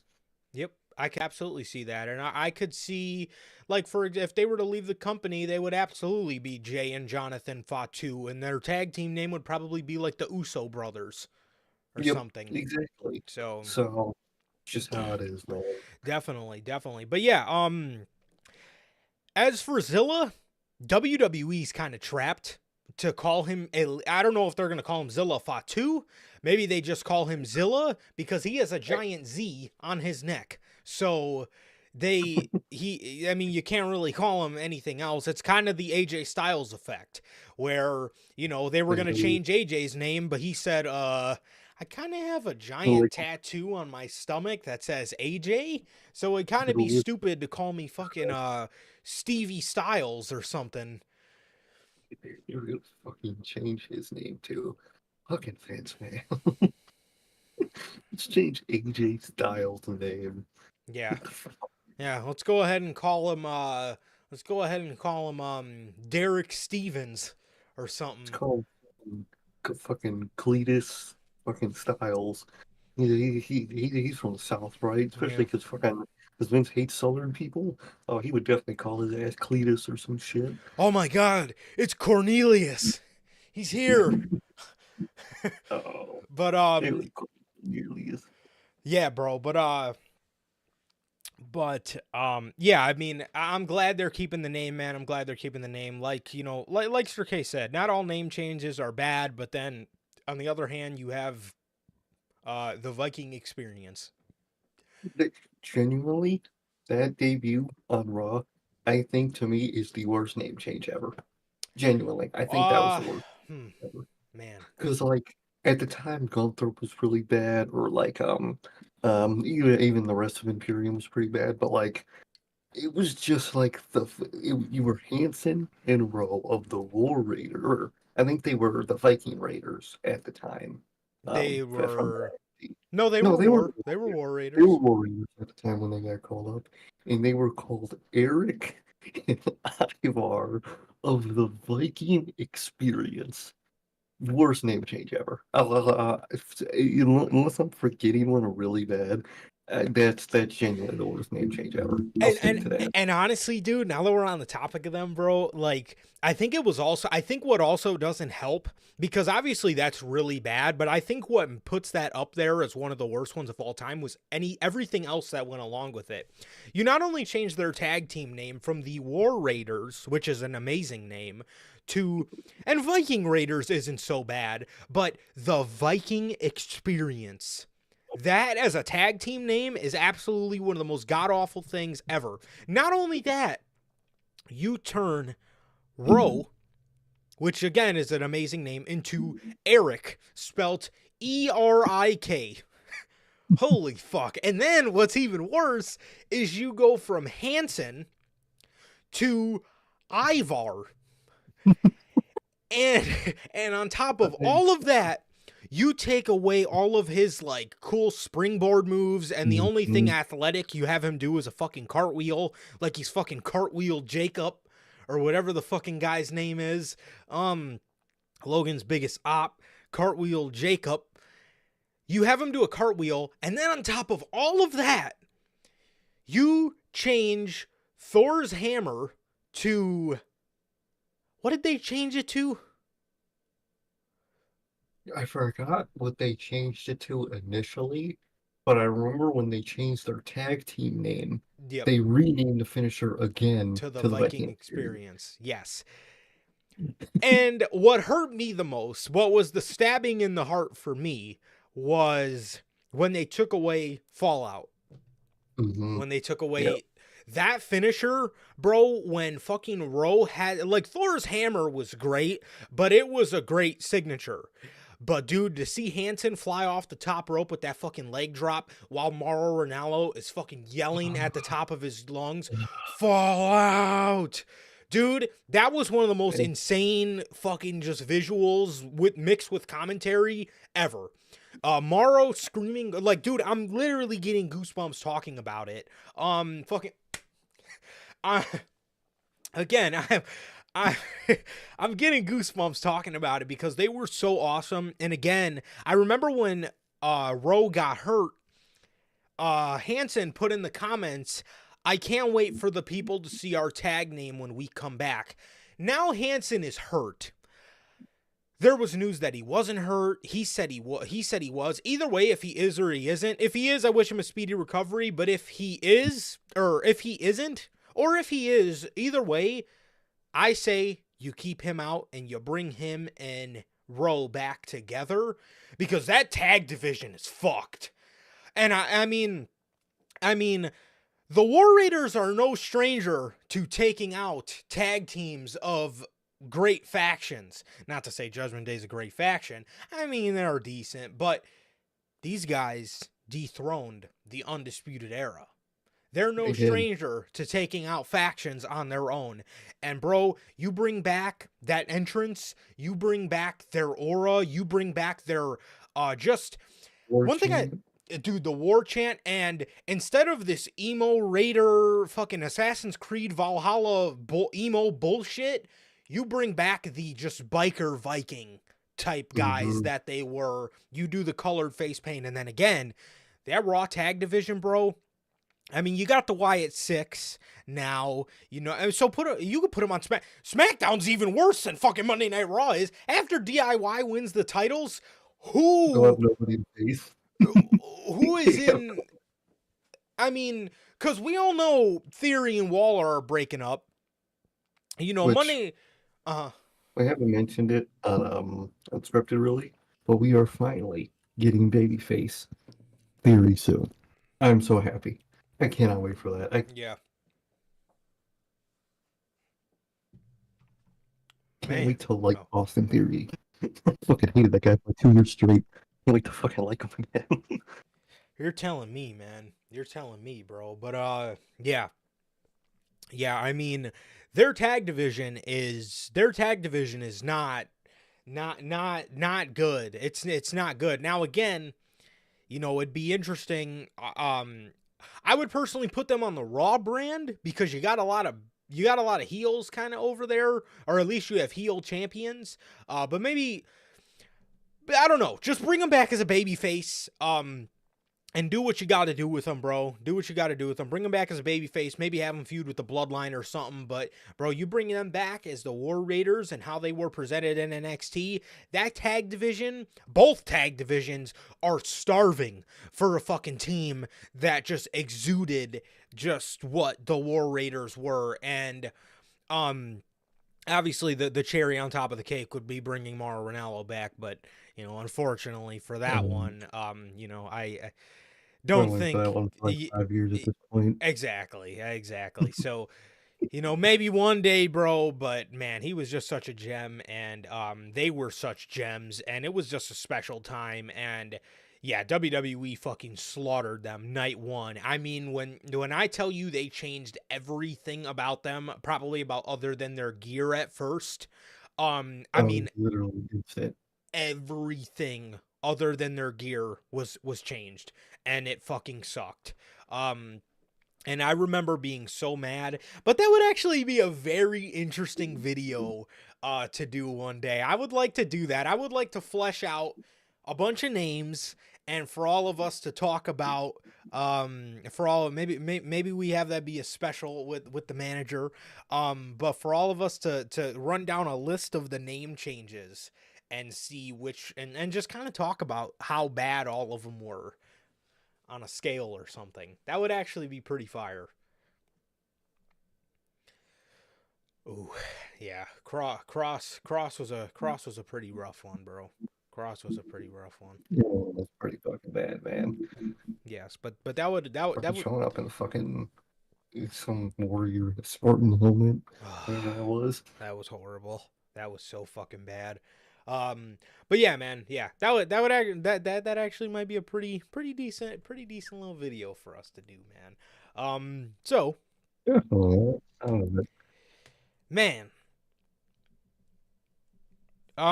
yeah, so as of now, it looks like they are calling him Jacob Fatu, and I'm very happy with that. He's got great merch. They're promoting it on the website as the new Jacob Fatu shirt. I love it. Again, he looks amazing, and I'm pumped for him, and I'm so glad he gets to keep the name. And like I said, if a guy like Zilla comes in, I could absolutely see him being Zilla Fatu. He's gonna have to be something that starts with a Z, you know. And I'm pretty confident that the Triple H isn't gonna fucking name the guy Xander or something. I'm pretty confident that they'll call him Zilla. So yeah, I think he'll be all so right. far, even if like you said, it's just Zilla, I could see just Zilla even. Either way, I think he'll keep the first part at least. Definitely. Yeah, like I said, I think the chances of WWE renaming him a Z name like fucking Xander or something are probably very low. So Even some fucking white dude in Xander. so yes, that is the news on the return of the name change and the reaction to Jacob Fatu in the WWE, man. So jumping over to some WWE Forbidden Door type stuff. Sure. Shayna Baszler has been announced for Josh Barnett's Bloodsport 6, I believe. Yeah, 6. On July 28th in Brooklyn, New York, man. Shayna did Bloodsport, I believe Bloodsport 5 or 4, WrestleMania weekend.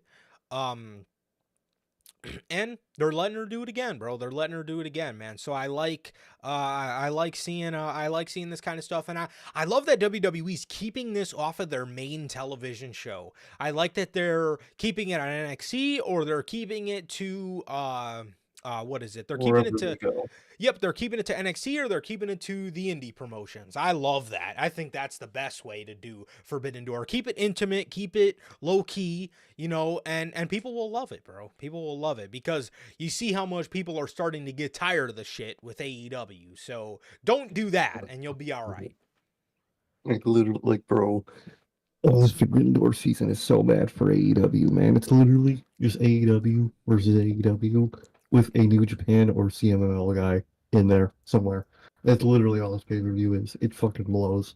But there's no sleepers anywhere on the fucking show No, apparently. no, no. But yeah, good for Shayna, and I like the way WWE does it, man. I hope they stick to that motto. 100%, bro. 100%, man. So, speaking of, huh.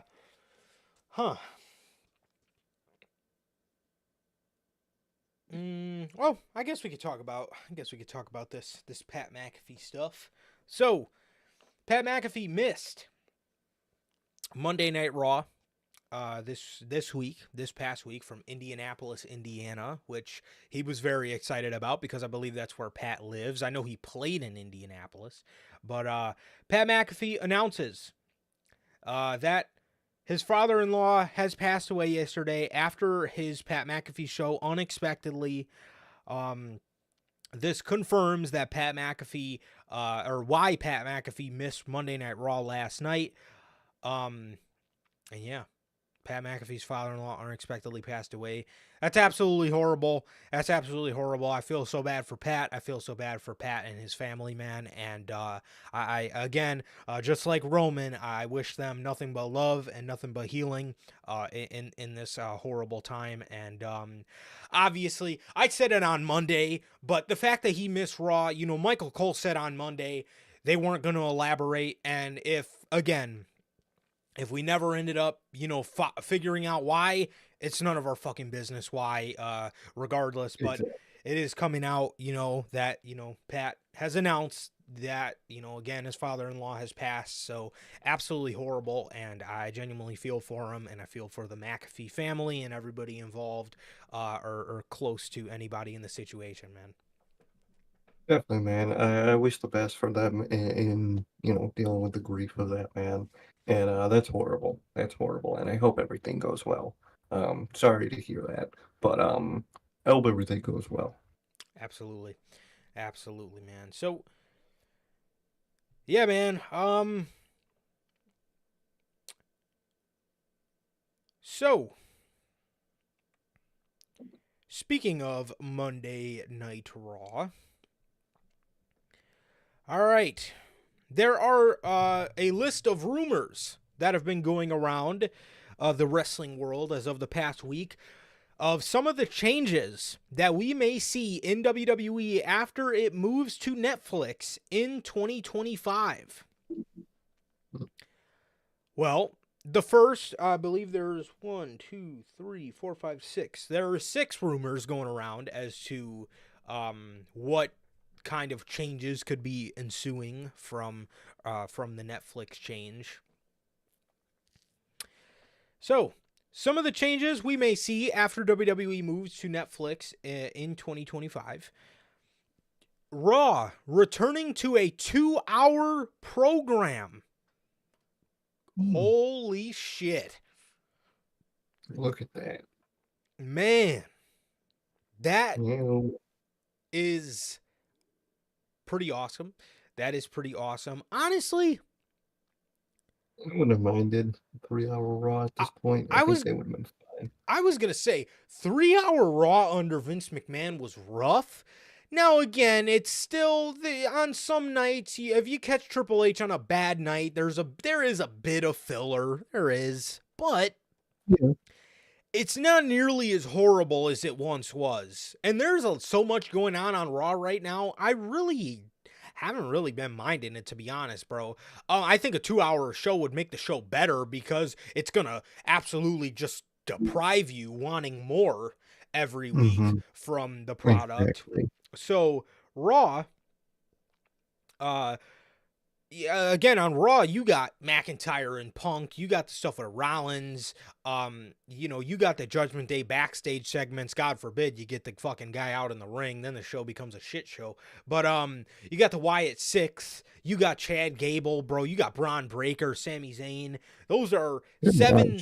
Those are 7 things going on. The Liv Morgan and Dominic Mysterio segment. So all their story going on. That's 8 things on Monday Night Raw that are happening that are like just amazing television right now. And I honestly wouldn't mind it. And then not to mention, you got an amazing group of just workhorses that just have been putting on great stuff every week, bro. You got Gunther, Sheamus, Braun, Ilya. I mean, you got an amazing crop of guys over there, and yeah, I mean, I wouldn't even mind it, to be honest. But no ads for premium users. Holy shit. Please, Look at that. dude. Fucking man. Even I know since there is going to be non-premium users at points there will be ads, and they'll kind of like do a little promo package between like segments. I don't care as long as there's not an ad for me in the middle of the match. I don't care. That's all I want. We can actually get on-screen bangers, because I'm sorry, matches, television matches can be good, but when my focus is on a match and all of a sudden I'm fucking watching a cinematic shot of a fucking Whopper being thrown together, it completely it completely throws me off my game. I knew it was gonna be a fucking Burger King ad because I was gonna make the Burger King ad Whopper, joke. Whopper, Whopper, Whopper. make it Whopper. Like, Bro, dude, like I can't get into a TV match. I could be like, damn, this is pretty good. I can't indulge in a TV yeah, match if there's commercials. I can't. exactly. Exactly. Again, if I'm watching again, if I'm watching a banger ass match, and then all the I'm getting into the shit, and I just hear Ozempics, it's really Yo, gonna fucking take, yeah, it's just gonna take me out of it. So again, for that fact, man, I really can't get into TV matches too much, bro. But if we're gonna have a no ads and be able to watch shit with no ads, it's gonna make the show so much better, just in the terms of and like I said, man, just in terms of the quality, the quality of the show, and not being able to be taken out of a match like that. It's gonna be very nice. It's gonna be very nice, especially because, like I said, Triple H has got that crop of guys, like Sheamus and Braun and Ilya and all those guys that just at least once a week, just one match a week, that he kind of just lets them go out there handcuffs off. And which is another reason why it boggles my mind they got rid of Dijak, because he fits so fucking well in there. He fits so well in that crop of guys, and a guy like Keith Lee would as well. We're on the topic, but you get the point. Especially with thing I don't know if they're really thinking about 2 hours without commercials. It's basically going to be like 2.5 hours a show, basically. Yeah, Is yeah. what it will feel like. So they have more show than they think about going into this Netflix deal with no ads. That adds so much more you could do to a show. 100%. 100%. Here's one that's very interesting that Triple H just spoke on. No PG guidelines. I know they talk about that a lot, which So, I think we all uh-huh, had a feeling of with Netflix, yeah, but it's hearing it confirmed basically is really exciting. 100%. And Triple H did confirm on the Pat McAfee show that nothing will have to be censored when WWE moves to the streaming monster Netflix world, the streaming monster world Netflix in 2025. Man, Are we gonna hear that fucking Rollins? Like we might. those guys on SmackDown are gonna be so jealous, bro. Oh, they're gonna be so fucking jealous. I know Cody. Oh, I know that man is fuming. I know that man is fucking itching to get to Raw. He really is. Turn off. I'm going to Raw. But see, the thing is with the thing is, they did it during the Wyatt 6 segment where they actually didn't blur out holy shit chants, and we didn't hear holy, holy, holy like they're fucking singing at church. And but half the time, dude, in the year 2024, they are so bad with chanting with hitting that mute button. I mean, it is so fucking annoying, bro. When people are chanting shut the fuck up and all you hear on TV is shut the And their muting is so ass because it's still muted for like 5 seconds after you know they finish saying, fuck up. Yep. And they're so off. You literally shut the fuck, and then it literally is just muted for like fucking 7 seconds, and it's like, bro, holy shit, this is so annoying. It really is. It really is. But Like, especially from fans. I think as long as the company doesn't say it themselves, I don't get why they have to censor that. me neither, bro. Me neither. It makes no sense whatsoever. But no PG guidelines, more uncensored and edgier content, which is quite scary because what they're doing with Liv Morgan and Dominic Mysterio right now is pretty edgy. It's pretty edgy in terms of what WWE is known for, and I'm so glad WWE's dipping into just different forms of storytelling and just more just again like an edgier just an edgier sort of content, man. And again, all of this edgier stuff that Liv has been doing with Dominic, WWE's not just doing it for shits and giggles, because the more this goes on, the more like just the more we dig down the rabbit hole of the aura around Rhea Ripley's return. It's not only for Rhea Ripley's return, but Damian Priest's demise is what all this is setting up. It's setting up multiple things at the same time, and it has a purpose. Yep. It's not just NXT where it's horny for the sake of horny. Yeah. It actually serves a fucking purpose, man, and I really like that, and it really adds to the show. Exactly. And yeah, like I said, man, you don't just got like I said, these people like Liv just running around just doing horny shit just to make Vince McMahon laugh and just to humor him because let's just make her a fucking horny monster for no fucking reason, just because it's gonna make this old fuck sit in his chair and die laughing and getting all fucking bricked up and having Bruce Pritchard rub on the shit. It's not for that reason. There's actually reasoning behind it, and it's going to play into a deeper story, but I like it. This one I'm not fucking messing with at all, but there is a high chance of the show being shifted to another night. I don't like that. I don't either. It's Monday Night Raw. Monday Night Raw has been on Monday nights since fucking 93 or whatever, whenever the show, debuted. It's been on there for, I think since 93. Please, absolutely, let's not do a Tuesday night or Wednesday night Raw. Please, for the fucking sake of God. I mean, it'd give me a reason not to watch fucking Dynamite on Wednesdays, but fuck, Raw on Wednesdays is just a crime. 100%.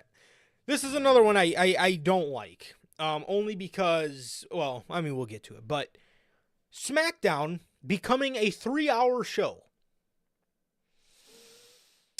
First of all, your roster for SmackDown, now again, they could change and they could just add more talent from NXT or whatever to each roster, but SmackDown becoming a 3-hour show. So, first and foremost, SmackDown's going to be on USA. USA are the people that pushed 12 years ago for Monday Night Raw to be a 3-hour show. They're the ones that push for it. So I could absolutely see this being a possibility, but I would not like to see... Bro, you are lying. Oh, 2021. Logan, you're a... Bro, me and Sir K, I was just joking with Sir K that these were gonna... Hold up. Did they post these on Ringside? Oh, fuck no, they are. Dude, 2021. Oh my god. I'm definitely going to have to get them because that was AEW's greatest pay-per-view of all time. Oh, as is the Omega, is from that show. I'm definitely going to have to get them, but what the fuck are we doing here, bro? 2021. Oh, the Adam Cole is from 2021 as well. Yep, that's a 2021 Adam Cole. It's 2024, dude. We're about to be 7 months in. It's closer to 2025 than it is the start of 2024. Holy shit.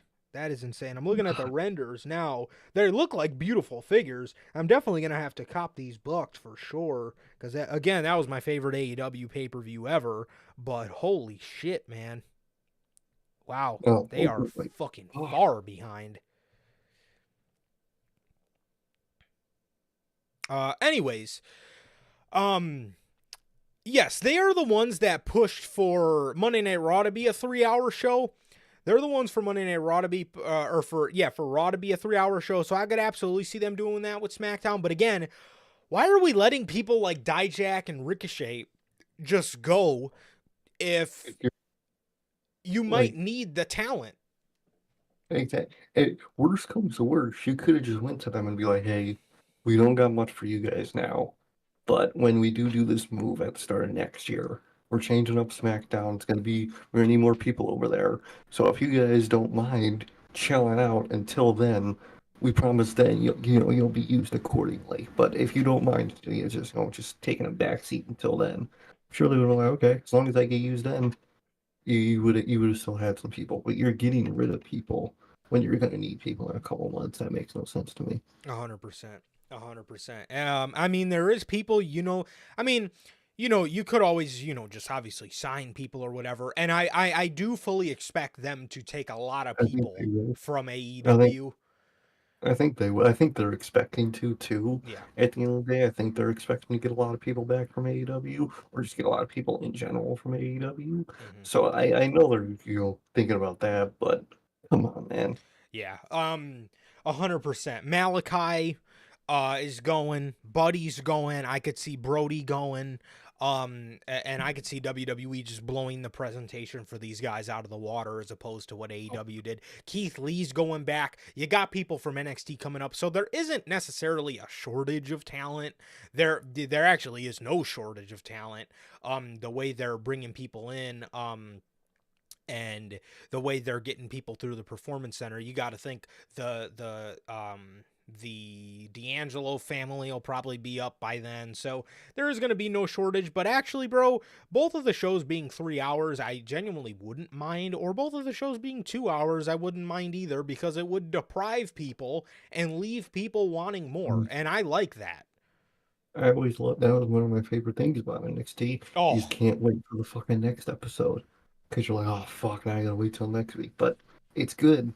Just you want to watch next week. It's a good fucking system. 7 to, and I was in high school at the time, as was Sir K, bro. I can't tell you how amazing the 7 to 8 o'clock hour was, and you couldn't wait for that shit next week. And then afterwards, we would just get right in the PlayStation party, and we would actually be able to get in the party a bit earlier because the show ended at 8. Exactly, instead of fucking 10 o'clock. Yeah. So, man, I mean, those days were incredible, man. Getting in the PlayStation party at 8 o'clock, bro, talking about NXT for like 5 fucking hours until our fucking jaws hurt from talking about it so much. And then we would go to school. Fucking, it was great, man. It really was. Yeah, it was awesome, man. It was awesome. It was good times, bro. It was good times. School wasn't, but I was asleep. Yeah, oh, bro, we were living zombies, dude. We were living fucking zombies. Staying up till 3 in the morning, bro. Fucking going to sleep and getting back up at 6. The shit was a movie. This shit was, dude. Coming home from fucking school, taking a fucking 3-hour nap, 3-4 hour nap. Fucking was great, man. Yeah, it was. It was, man. So, yes. Those are the news on the rumored changes. Again, nothing for sure, but those are just a couple possible things that could be happening with the move to Netflix, man. But going back to you for a second, Logan, with those unmatched Young Bucks, I just feel that this is the only thing I'm not going to like about him. I'm probably going to have to hit up my boy PWR Lucha, who makes all my custom goods, custom clothing for my figures. Shout out to my man. But I just feel those Young Bucks are going to have the fucking stuck in the fucking pose plastic jacket where they're just stuck like this. And oh, you know it. Yeah, I just have a bad feeling. That's only I'm obviously probably gonna be getting those Bucks because that's my favorite. Like I said, that's my favorite AEW pay per view of all time. That's their best pay per view of all time. Oh To yeah. those who want to say it was all in. Oh Yeah, man, get the fuck out of here. get the That fuck mid out of tier here. ass pay per view. Fucking that show pissed me off last year. I hope it doesn't piss me off this year. But that show really cranked my knob, brother, last year. Okay, even though it did have the best entrance ever in CL Punk, but Bro came out overall, smirking. That shit was crazy. it He came fucking out with the dope. most I'm done smirk on my face. Uh, Bro was checked out. So it was fucking that entrance is so legendary looking back. bro walked out raising up the one. We the He ones. dude, he knew what he was fucking doing. He Good 100% lord. did. We didn't, but he did. He did. Yeah, he definitely did. So, with that, yeah, I don't know. I don't know, man. But yeah. So, what were we talking about? Um, oh, yes, All Out 2021, bro. We were there. That was probably the best seats we ever had too at a wrestling show. Like it couldn't have been more perfect, bro. It couldn't have been more perfect. Like greatest pay per view of all time. Great fucking seats. The debuts. The oh my god. It was a fairy tale night, bro. It was. It was. It really was, man. So jumping over to more WWE news, man. Bash in Berlin. Very excited for Bash in Berlin. We'll be live for that. But August 31st, 2024, man. Bash in Berlin. WrestleTix is reporting Bash in Berlin has sold just over 12,000 tickets and has over 1,000 tickets left to achieve a sellout. And hey, good for them, man. Like 7 dynamites. Oh Lord, Jesus. Yeah, dude. So yeah, man, WWE's looking at a sold out crowd, man. We'll see if they're on par with France or not, but we shall have to wait and see, man, because it should be interesting, man. But WWE Bash in Berlin is going pretty good. And actually, now that we're on the topic, what fucking time is it in Berlin? Because I need to know what time. Berlin is 7 hours ahead of us, so the show will probably start at like noon. That's not Bro, bad. I think it'll be like more of a noon show. Yeah, it'll probably be like, well, knowing WWE, it'll be one of their fucking 2 hour pre-shows that they don't tell us about. Ugh, they Yeah, were so pissed. that happened to us at Clash. Yep. 2 hour pre-show. These motherfuckers. Tired of Like, them. I hate that shit. I hate pre-shows. Oh, they're horrible. What are you talking about for How are you talking about 5 matches for 2 hours? 2 hours. Like, holy shit. It's They were, ridiculous, bro. they were talking about the most random shit in that fucking pre-show. They just started randomly talking about like Stone Cold and shit. I was Like, like, dude, what the what is fuck? he talking about? Talking about Fuck. Bret Hart. What are we doing? And I know you're fucking CM Punk's happy back there, but fuck. Hey, he's marking out, but fuck. Boy. All right, man. More news on WWE. I think this is actually our second to last WWE story before we get on to our couple AEW ones. Fightful Select is reporting that Rhea Ripley could make her WWE return before SummerSlam. Bro, actually, quick side note. Congrats.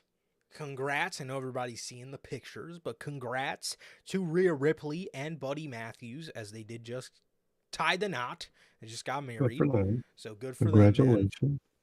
Definitely. I know all the I know all the neck beards on in the IWC are, ready to get in the comments and talk about how they don't have any chemistry. she needs to get with Dominic because they don't have anything else to do with their fucking lives.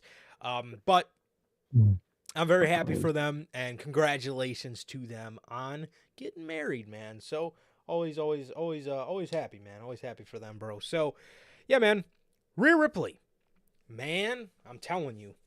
Well, if she is returning before SummerSlam, we're looking very soon. We're looking into a return for her very soon, as SummerSlam is August 3rd, bro. So yes, it is very, very interesting. It's going to be very interesting to see how they introduce her back and kind of what happens with everything. We could see her at Money in the Bank. Either way, I think Money in the Bank is going to be a fucking movie, but Oh, I can't wait for Money in the Bank, dude. oh, that show is going to be an absolute banger of all bangers. But yes, I'm very excited. I'm very excited to see what they do, and how they bring her back. And yes, this whole dude, Rhea's return. I'm so excited. I was excited for as soon as she got hurt, because I knew, that they were just gonna have Liv Morgan do some devious shit. And now that everything has happened, bro, she's kissed Dominic. She has fucking rubbed his head. She's got him a platter of chicken nuggets. She bought him a PS5. She gave him her hotel card key. She's getting in cahoots with the rest of the Judgment Day, getting them matches, winning them titles, basically. Dude, man, I'm telling you, bro. Mommy is going back. Bro, man, I'm telling you, she is going to be pretty upset, bro. So she's going to be pretty upset, and I'm very excited to see how they bring her back and how she interacts with the Judgment Day after all this, because somebody is getting kicked out, whether it's Rhea and Damian, or whether it's JD and Finn and Dom. Something's happening, all right? We all know that, but yeah, man, and I hope we could see her back very soon, because that is going to be one of the better matches in terms of, if this is on SummerSlam, SummerSlam has the potential to be show of the year in terms of, SummerSlam, think about it. If you got Cody and Solo, if you got Drew and Punk, Liv and Rhea, Logan Paul and LA Knight. SummerSlam is just drowning in fucking story. It really is. It really is. I'm actually excited for SummerSlam for once. I'm excited for Rhea Ripley's return, man. She's gonna come back as a fucking monster, and I can't wait to see it. But that's the thing. I feel like I feel like at least last year, I was very excited for SummerSlam. They just always disappoint. 2022 was okay. 2023 is a mad disappointment, though.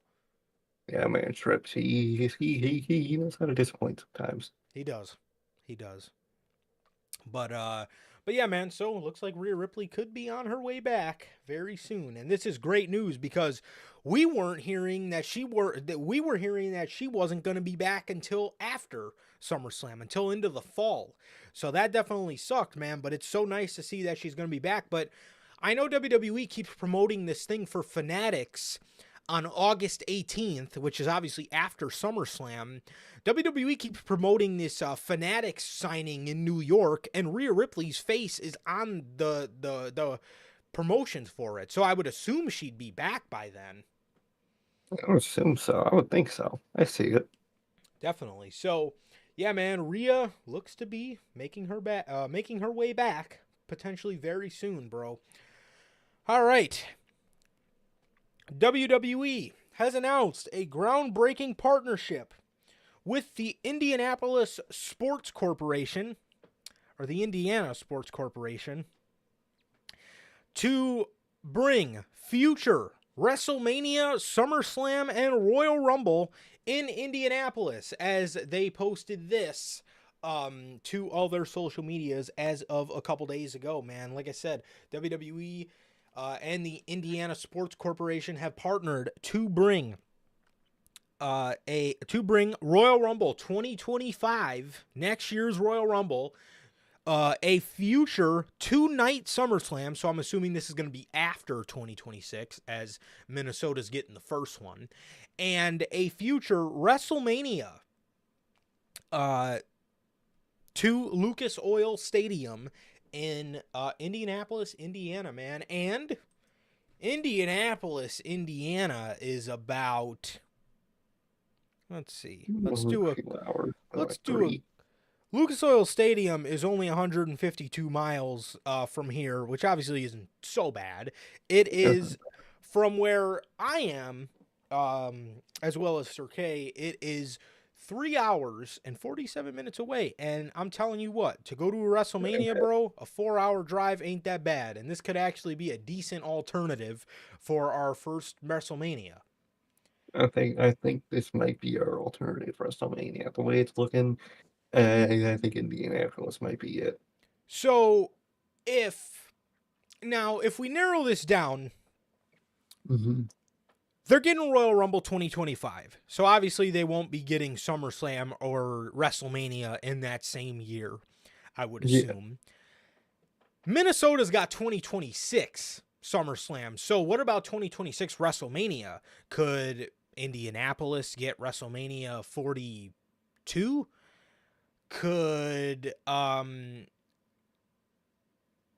Could they get SummerSlam 2027, 2028? Could they get WrestleMania one of them years? So I don't think they're getting anything in 2025, obviously, other than the Royal Rumble. So I mean, obviously we know nothing. We still don't know where SummerSlam 2025 is going. We still don't know. Be there, but I doubt it. Yeah, I doubt they do two of the big four there. I just hope Lucas Oil Stadium has better acoustics. Royal Rumble. Well, actually, that would mean that Royal Rumble is not going to be in a baseball park. It is going to be in a football stadium. So that's interesting. But it is very interesting to see kind of just where everything goes in terms of. And also, this does confirm we are getting another Mania on the East Coast, and we, East Coast folk, won't have to freeze our fucking holy dicks off. Look at that. I like the sound of that. Wow. Rumors of New York getting Survivor Series this year. That would be pretty hard. That'd be pretty dope. I would like that. If it's fucking War Games, definitely fits New York. Definitely, man. Just go walk around the streets and be in War Games. I'm telling you, you are. But that's exciting, man. And I think this might be whichever Mania they get, might be our replacement Mania for Minnesota. Don't know why Minnesota got fucked completely, but dude, I don't understand why this deal wasn't struck with Minnesota. I feel like Minnesota got fucked for Mania 41. So I genuinely feel as if they should have definitely struck some sort of deal with Minnesota, but I need to see something like this with Minnesota. I need to see them strike a deal with Chicago for a SummerSlam. We still don't know where. I'm sure they'll strike a deal with Chicago whenever that new stadium gets built. Oh, fuck yeah. Deal then. They're going to strike this deal, but then 100%. Yeah. We know Triple H loves Chicago. Triple H loves Allstate Arena because the acoustics are amazing. Again, that wooden roof. It just makes the acoustics sound so fucking amazing. It really does. It's just such an old school arena, but yet modern at the same time. But it is amazing. But yeah, man. But this could be some decent alternatives now that unfortunately we're not getting a Mania in Minnesota. We could be getting a Mania in Indianapolis, Indiana. So I hope Lucas Oil Stadium's nice. I do hear a lot of good things about it. It looks pretty nice. It's a bit of an old school. I like the look of the arena. It kind of looks like some fucking old factory from Assassin's Creed or something. But it has a real nice outdoor look to it. But I hope that it is nice on the inside too. But I'd actually be very down.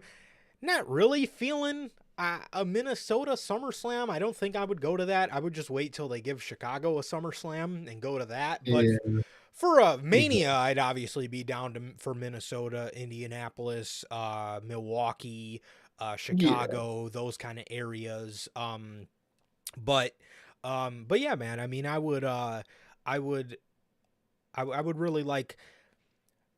I would like something like that, or maybe even like maybe. Oh, it looks like Oh, Logan's giving me no choice, so we'll see. We'll see.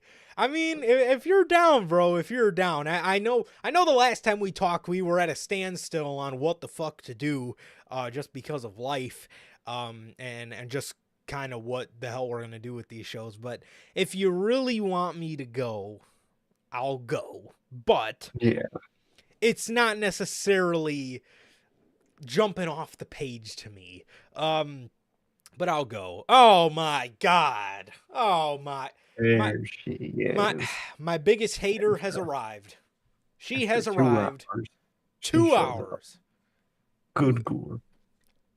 Unbelievable. Good. Yeah. Yeah. Definitely. But it's going to be very interesting, man, but at least it's nice to know that Triple H does love this area. He does love the Midwest. He does. Thank God. Yeah, seriously. Because I know they were throwing major shade at fucking Philadelphia and everything surrounding them. But yeah, man. So these are 3 major shows coming to Indianapolis, man. And I really don't care, bro. If I'm at the show with my boys, Something it that don't matters. exactly. I look at this fucking Survivor Series. I look at this Survivor Series poster all the time, or Survivor Series picture all the time, man. So I don't care. I really don't care if we're in a stadium, if we're at a live event, bro. If we're going to the shows, bro. It's all that matters to me, man. But it's going to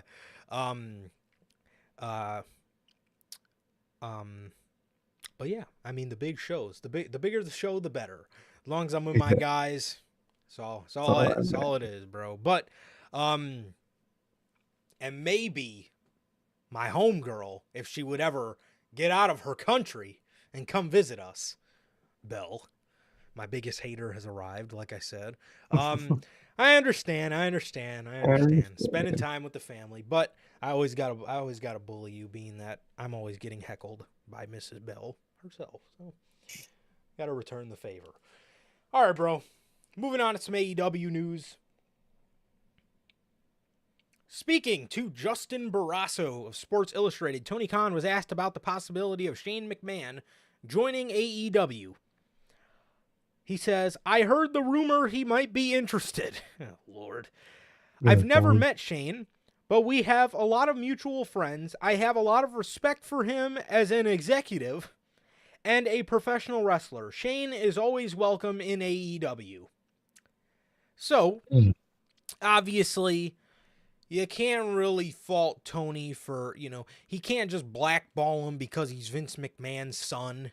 Shane didn't do anything. He didn't do anything, and he can't fucking help his dad's actions. But maybe, I mean, we all know Shane probably isn't going to be booked as fucking horribly as his own dad was booking him. But from what Shane wanted to do himself at that 2022 Royal Rumble, this is not the answer how to fix Dynamite. I can assure you, this is not how you fix Dynamite at all. They're gonna fucking reform Rampage Underground, baby. Holy fuck. And I see people saying, this could be good. This could spike the ratings. Yeah, for like 2 fucking weeks. Like everything else in Dynamite that was supposed to spike the ratings. Everything fucking falls flat on its face on this show. Everything. And it always turns out like shit. Absolutely not. I'm giving this one a hard no. And again, if the guy wants to be involved in professional wrestling, and maybe if he wants to, be involved in a backstage manner, all right. But long term, if you're looking at this as a major storyline that's gonna add intrigue and build long-term success for Dynamite, I can assure you this is not the fucking way to do it. No, it's not. I don't think Shane is the move. And I get you can't not be open to it, but don't do it at the same time. Absolutely, man.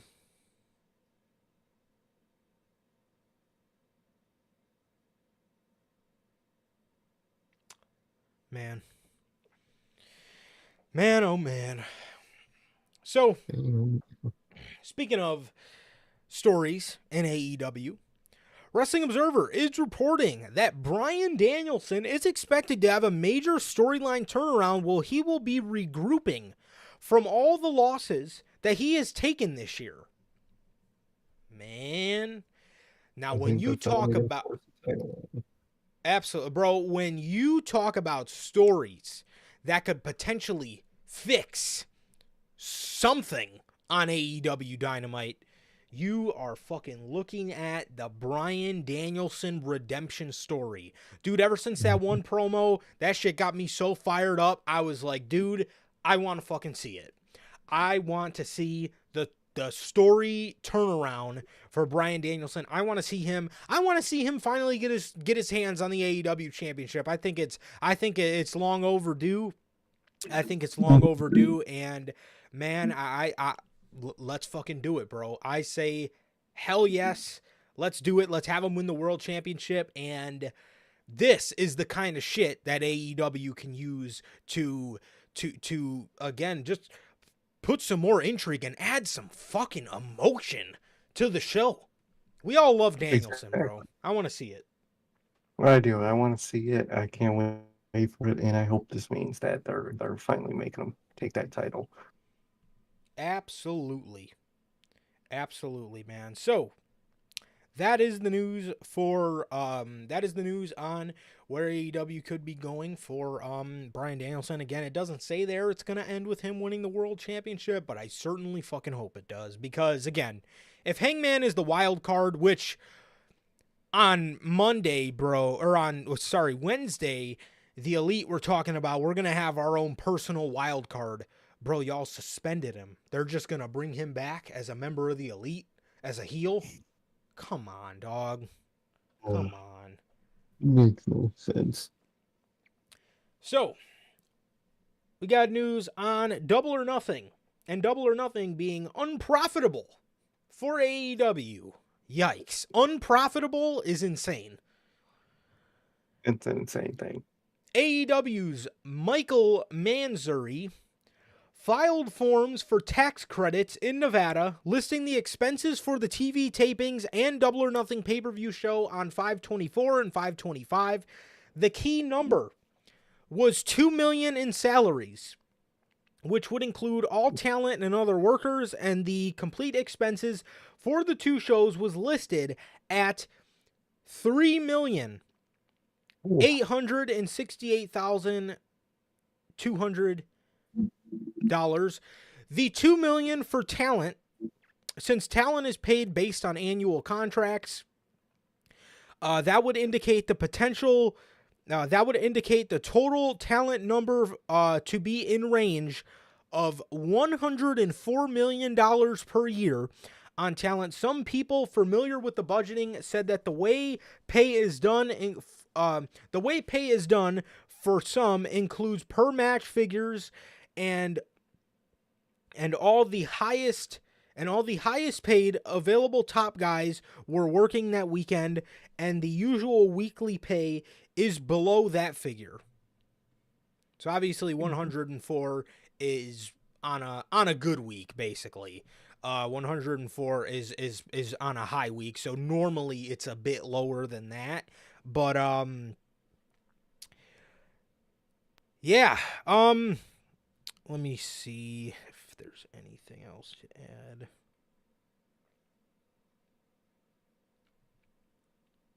Okay.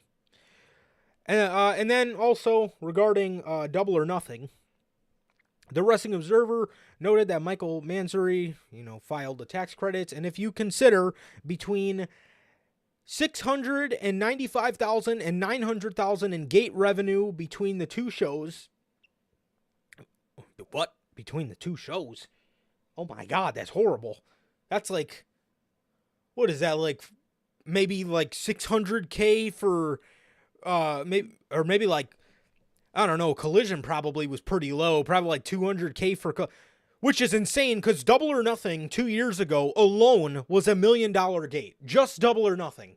And now this year, between Collision and Double or Nothing, It was anywhere between a $600,000 and a $900,000 gate for both shows. Holy fuck. In-gate revenue between the two shows, because there are conflicting numbers, and $3 million in pay-per-view buys, $150K in merchandise, $500K from TNT for Collision. Then the weekend is profitable, but not by a lot at all. The company also lacks the corporate sponsorships that WWE and UFC have to really drive up the revenue. The expenses really included $150K for talent airfare, $150 for broadcasting production, $50K for catering. Holy fuck. $50K for catering? They must be eating some fucking filet mignons back there.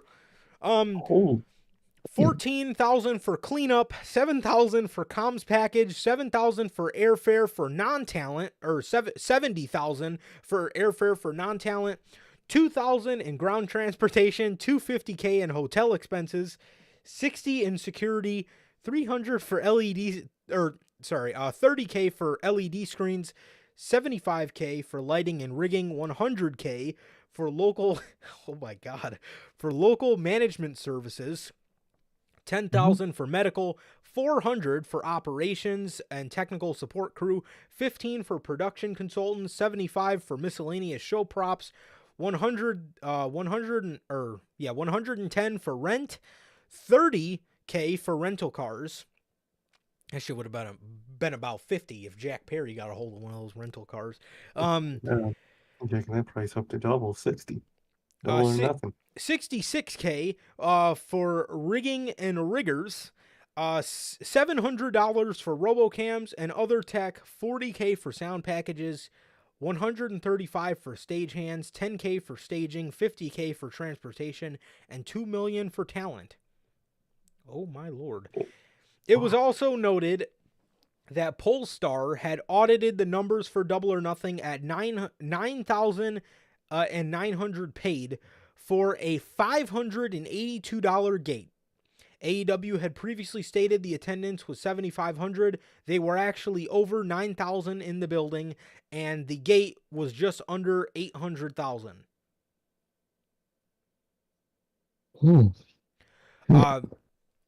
We will have to see what AEW does in the future to switch things up. They are spending a lot of money. You have to spend money to make money, but even Tony Khan must have a limit on how much he's willing to spend without seeing amazing returns. An $800 gate with $150 worth of merchandise, with $150 during merchandise and $3 million during for pay-per-view buys. Yet the show, so they made about, so if you look at all that,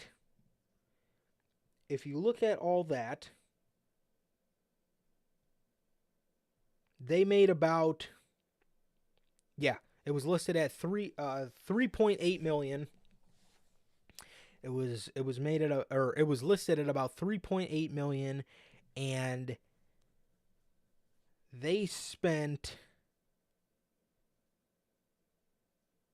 about 3.8 million on everything. About 3.8 million. So they got like barely any fucking sort of return. They spent exactly what they made back. No return whatsoever. Hardly.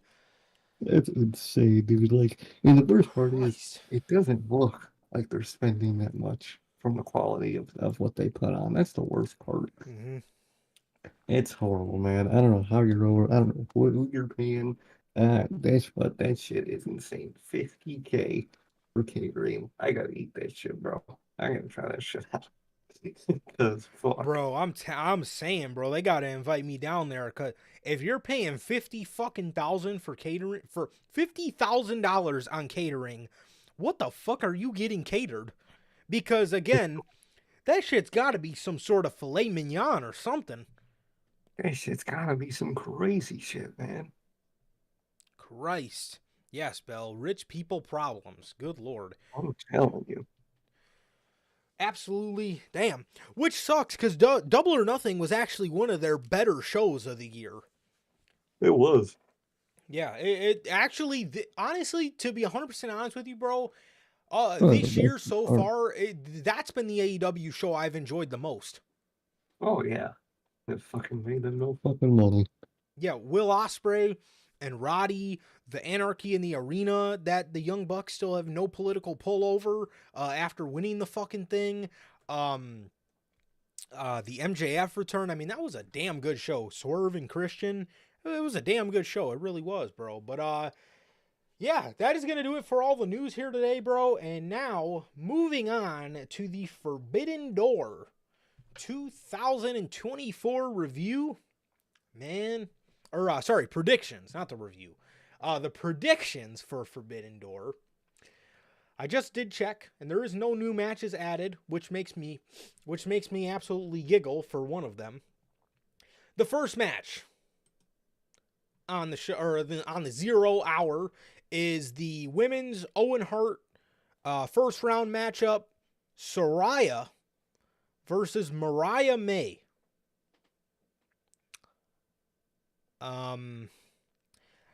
Mariah May's running this whole tournament, bro. I'm not even gonna lie to you, man. Yeah, she, I swear, bro, there's no way they give this to Saraya, and they got to give this one to Mariah May, 100%.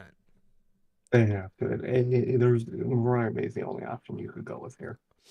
100%. And she's got to run the whole tournament. And they actually teased Mina, or they actually teased a little friction between Mariah and Mina, with Mariah accidentally getting hit with the bottle, which she was hit by Mina. She was hit by Mina, and she she was hit. She was hit in the head by Mina. So maybe they're kind of teasing that Mariah is going to turn on Mina, but she might actually turn on Toni Storm at the end of it or whatever, and then run the tournament, win the tournament, and then get to face Toni at All In. I think that would be pretty hard. But Mariah is definitely winning here. She's got to run the whole tournament 100%. It's time. Oh, yeah, 100%. It's time. Time to finally do it and culminate it. And All In, man. It's got to be hurt. 100%, bro. The next match on the 0 hour. Well, Bell, I'll tell you, I don't know what we're doing yet for Forbidden Door, but if you are available for a little bit of it, might be hopping on the old Discord and watching the show together. So if you are up, let me know. I'll definitely reach out though. But the 0 hour, still on the 0 hour, we have Willow Nightingale and Tom Nakano versus Chris Statlander and Momo Watanabe. Do you guys remember what Sir K said in the open to the show? This is not AEW versus New Japan. This is AEW versus AEW and New Japan sprinkled on each side. Not on each side, half of these matches. One of the teams will just have a one black guy. It's so bad, dude. I guess Willow. Who fucking cares? This concept is so bro. Until New Japan actually goes through a successful rebuild, they got to do something with this They got to either get rid of this shit. I mean, this is basically like how dead Brand versus Brand got for Survivor Series. But the thing is, this isn't even necessarily Brand versus Brand. So maybe if they made it Brand versus Brand, it would be a little more intriguing, because they're not even facing each other, bro. It's just New Japan sprinkled in to an AEW pay-per-view. Literally, man. Feeling is lost completely.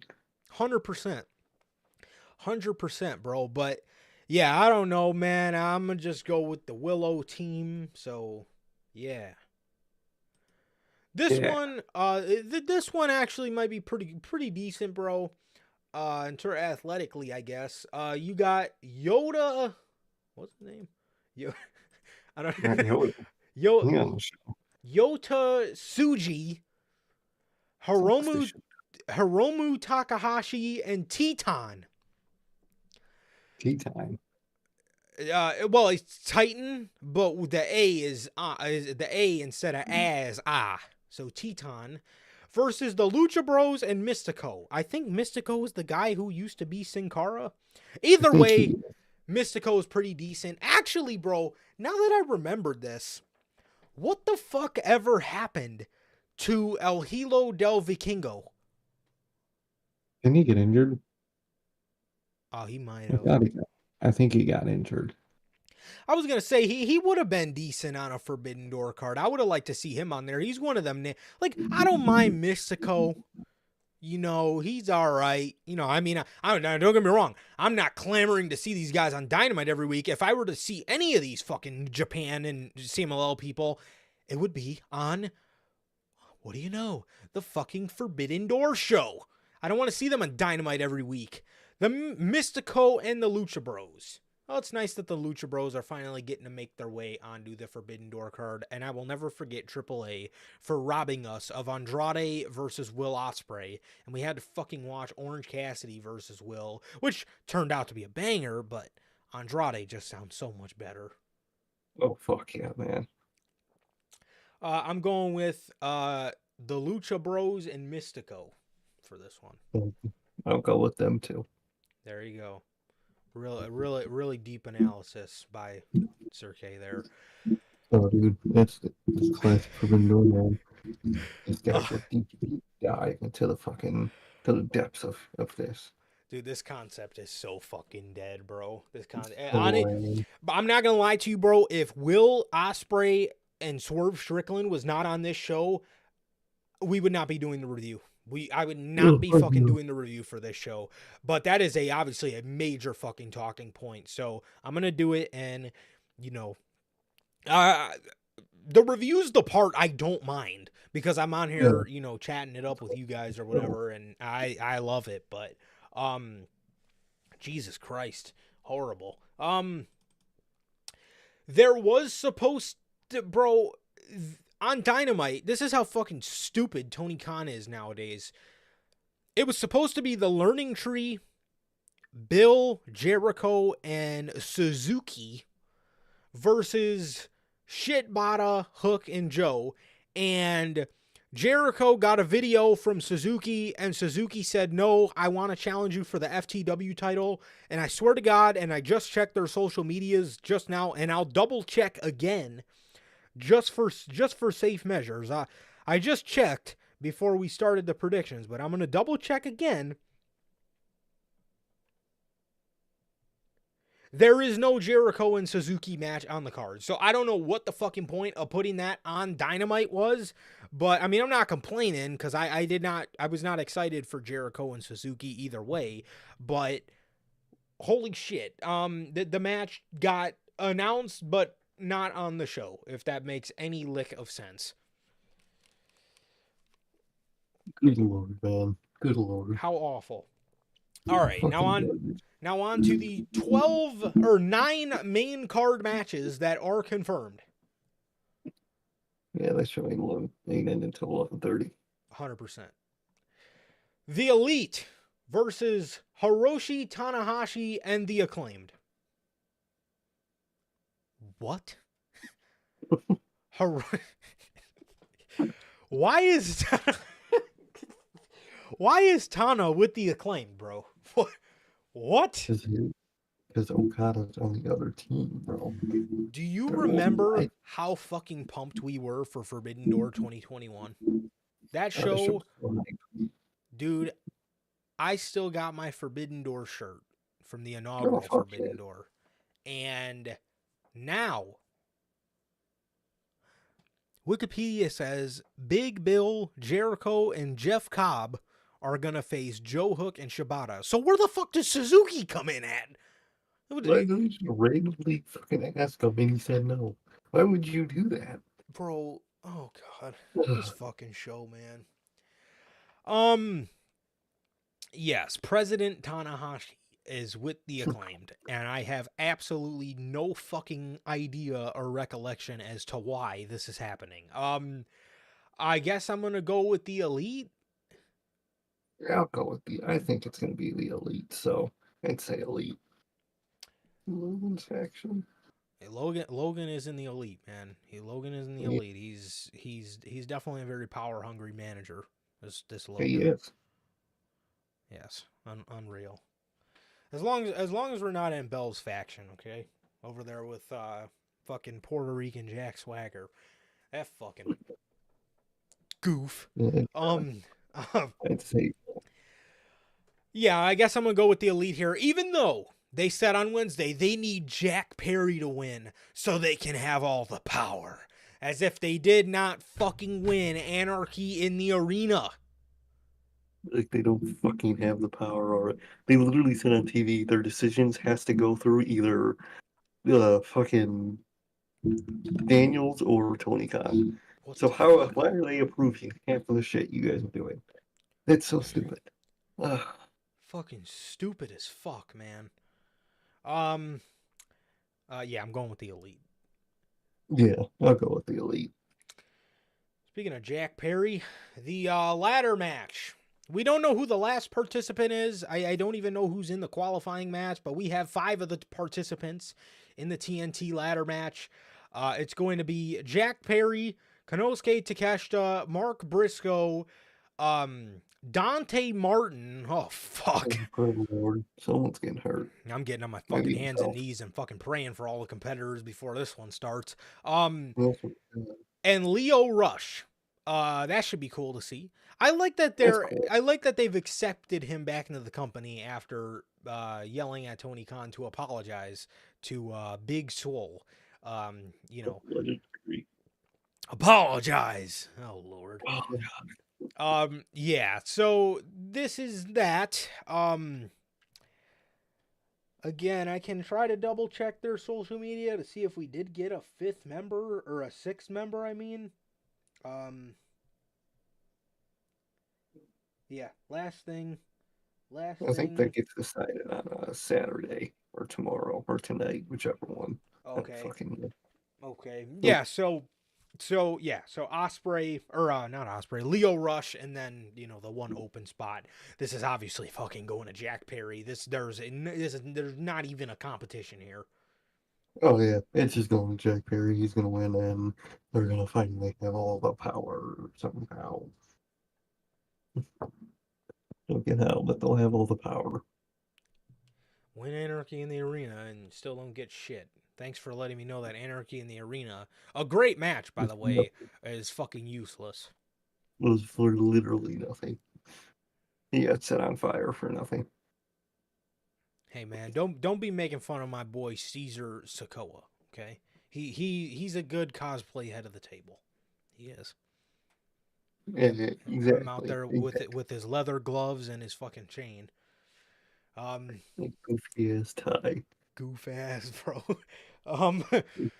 That's So that. yes, obviously unanimously going to Jack Perry for sure. The next match, this one's going to absolutely pain me to watch. We were supposed to get it last year. It turned into a fatal 4-way.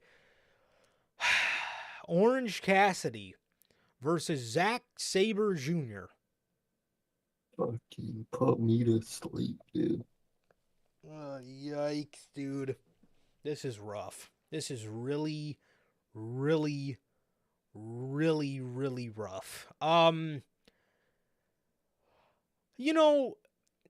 the people in New Japan, didn't fucking Matt Riddle just win a title over? I think he dropped it by now, but dude, we couldn't have gotten him on this card. Who was the other guy that went over there?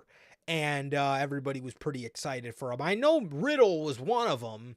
Yeah, Dolph. Yeah, Nick Nemeth. What the fuck? What? Maybe because he's in TNA, even though he hasn't worked with WWE, because I know they have a choice if they want to be on WWE programming or not. Maybe because he doesn't want, maybe because he's in TNA. TNA's got the partnership with WWE. But I mean, if he's got a partnership with New Japan, he should be able to, do it. But Yeah, Nick Nemeth, Matt Riddle. I was excited to see these kind of guys on the Forbidden Door card, and we got absolutely nobody. This card looks like fucking horse shit. I'm going with Saber here. Yeah. Yeah. Yeah, I'll go. I feel like something's gonna happen with, Brent or something, and it'll cost Orange Cassidy the match. So I'll go with Zach. There it is. MJF versus Hichisero. Boy, I wonder who's gonna win this match. Oh, dude, I've been thinking about this all week, man. I can't. Right. Yeah, exactly. Nick Nemeth is not signed exclusively anywhere. He absolutely could have been on this card. What a dud, man. You guys are saying MJF easily, bro. You're telling me you don't think Hichisero has got a chance here? You guys are out. You guys are off your fucking rocker, man. Hichisero, he's a legit guy. Okay, Yeah, he like is. crystal ball. Only way to get that answer, Bell. Truly, we have no clue. Jesus. Who could possibly win? I don't know, man. I'm going to go out on a limb here. I know this is the risky option. I'm probably going to be wrong, but I'm going with MJF here, man. Exactly. I think I might have to go with the underdog in the match and go with MJF. Definitely. We got the Open to the Owen Cup, the first round. The Owen Tournament, Owen Cup, whatever it's called. Bryan Danielson versus Shingo Takagi. Man, Bell, you might have to keep that crystal ball out because I wonder who the fuck's going to win this one too. Obviously, this is going to Bryan Danielson. No way. No way. But I think I might have to go with the other undercard. And like you said, Bryan Danielson. There it is. Title for title, Mercedes Moné versus Stephanie Vacker. Man, Bell's really putting that crystal ball to use here, man. Who's winning this one, bro? Is it going to be Stephanie Vacker? Is she going to take the TBS title from Moné already? Is she gonna take the TBS? Is it? Oh yeah, isn't this Title 4 title too? Yep. Yep. So yeah, it's Mercedes. Yeah, obviously this is going to Mercedes, bro. Tony's not taking that title off her. And New Japan probably wants to get the title off of her, or get the title back on her that she never lost in the first place. Oh, 100%. Exactly. That's Yeah. what this whole thing set up. Yep. So Tony's pulling a Will Ospreay and he's putting all the fucking belts on her. He's pulling a Kenny Omega. He's throwing all of his he's throwing all of his eggs in one basket. He's putting all the belts on Moné here. So that is that. Mercedes never had the title. She didn't. I think this is a different title. This is the Stardom title, right? No, this is a New Japan Strong title. Huh. I thought I think there's isn't there New Japan Strong and then just basic New Japan titles? Oh, I think they're technically different. I was gonna say, you know what? I know she won the IWGP Women's title, but her and Willow might have been fighting for the inaugural champ. Oh, they might have been. They might have fucking been. Yeah, let me see who the first champ was. Yeah, she was IWGP champ. Yep. So her and Willow faced in for the inaugural championship, and obviously we all know Mercedes was gonna win. But then she ended up getting hurt in the inaugural title match, which obviously then it went to Willow, then it went to Julia, and now it's on Stephanie Vacker. So yep. And now, yeah, 'cause she had the normal IWGP fucking title, and this is the strong one. Yes. Yep. Okay. So technically.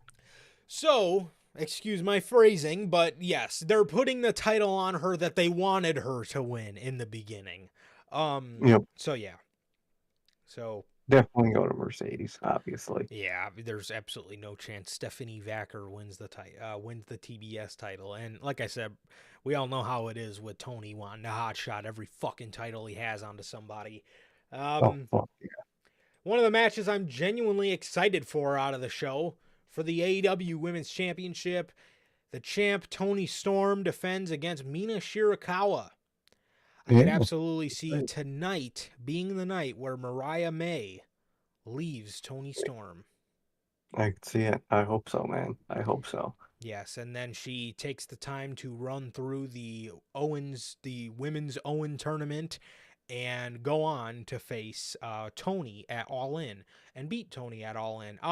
Obviously I'm going with. I think Mina is some sort of Stardom champion. I believe. She is the Artist of Stardom champion. So There you go. yes, but obviously this one's going to Tony. Yeah, it's an obvious Tony win, but exciting and good nonetheless. Yeah, for sure. Yeah, I know, right? It really is. Looking overtime, it really is. For the IWGP World Heavyweight Championship, we have Sunglass Moxley versus Tetsuya Naito. This one could go either way. It all depends if New Japan wants their title back or not.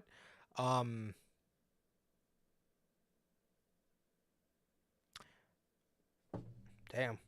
They're making that Adam Cole pink attire the chase. Interesting. So wearing it. So this black attire.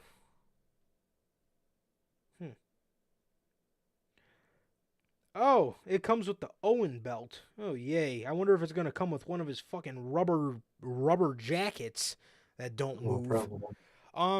Yeah, this all depends on if New Japan wants the title back, mainly in New Japan, since, obviously Moxley mainly works for AEW, so it all depends, but I'll say John Moxley. Actually, Yeah, I'll do that. I'll say Naito, just for the sake of somebody on New Japan winning something. That's true. That is true. But I'll just fucking stick with Moxley. Him man doesn't know, losing, so I'll stick with Moxley. Definitely, man. And in the main event, the whole reason the Forbidden Door 2024 review exists, the International Champion Will Ospreay versus AEW Champion Swerve. This is going to be a good one. This is going to be a good one. This has the potential to be a match of the year candidate. Man, this is interesting. This is very interesting. I'm gonna give the hopeful prediction of Swerve, dude. I hope so. Being that they're doing all this teasing with MJF and Will Ospreay, I think that's going to be their big story going into. I think so. Obviously we're not going to talk too much about Dynamite on Unscripted, but what all they're doing with Ospreay, MJF, and Daniel Garcia, I could see a triple threat at Wembley. Will versus MJF versus Daniel Garcia for the international title. I could see them I could see that. And for that alone, which I actually really love that they're not just giving you MJF versus Will Ospreay, they're doing slight teases, they're building anticipation for the story. I really, really, really like that. I really do. I really enjoy that. And I think that I'm gonna give the hopeful answer that Swerve wins. I would like to see him turn heel, but if Hangman is coming back and all this stuff, probably not. But dude, if you actually want to have Danielson win the tournament, which I would, because I wouldn't have him go out there and say I'm gonna redeem all my losses and then he just loses in the fucking Owen final so we could run Hangman and Swerve back at All In. That doesn't sound interesting to me at all. They had their feud, they finished it up, or even if they didn't finish it up, fucking finish it somewhere else. I don't want to see that in the main event of Wembley. I would actually like to see Danielson win the title in the main event of All In this year and face a heel Swerve, as he should have never fucking turned babyface in the first place. But I would like to see Danielson run the tournament and then go ahead and face Swerve Strickland in the main event of All In. I'm sorry. I don't know if I'm in the minority here. But they had their feud. It was a great feud in AEW. It was one of my favorite feuds in AEW. But I don't care to see it go all the way to the main event of All In. I really don't. I think now is the time to capitalize on a story with Danielson. I think so. I think you've got to capitalize on that. And I feel like they will at this point. I feel like that is what they're looking forward to. Is what I'm looking forward to. So I do think Swerve is actually, thankfully, going to win this one. 100%. 100%, man. So, yeah. I'm going to go ahead and say Swerve, but that is going to do it for this edition of the Notorious Hills Podcast. This has been another great edition of the news. This has been episode 220. Again, ladies and gentlemen, if you guys do want to join me on Sunday for the Forbidden Door review, that will be a solo show from just myself, and then obviously we'll be right back here on Monday with Unscripted, man. So, hope to see you all. Join me for the Forbidden Door review on Sunday night. And with that, that is going to do it for this edition of the Notorious Hills Podcast. It has been always a pleasure for my Johnny Mayhem. And Sir K. And that is going to do it for this edition of the Notorious Hills Podcast. Another great edition of the news. This has been episode 220. Thank you guys so very much.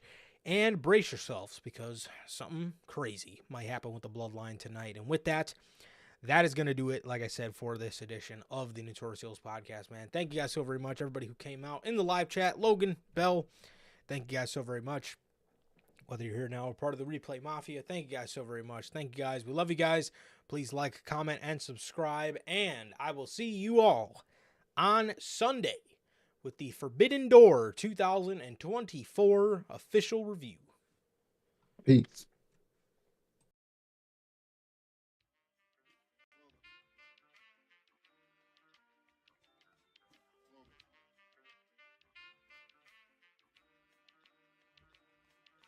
I used to get deals on the bitch. Now I throw shields on the dick to stop me from that HIV shit. And niggas know they soft like a Twinkie fillin', playing the villain, prepare for this rap killing. Biggie Smalls is the illest. Your style is played out like Arnold, and that's what you talking about, Willis.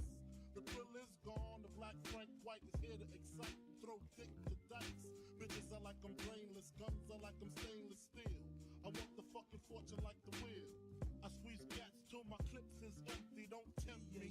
You don't want the fuck Here I am, I'll be damned if this ain't some shit. Time to spread the bud lyrics over harmony grip. It's the Mood Killer Death Trap. Yes, I'm a jet black ninja. Coming where you rest at, surrender. Step inside the ring, use the number one contender. Looking cold booty like your pussy in December. Nigga, stop bitching, button up your lippin'. From method, all you gettin' is the can of ass whipping. Hey, I'll be kicking. You son, you doing all the yapping, acting as if it can't happen. Your frontin' got me mad.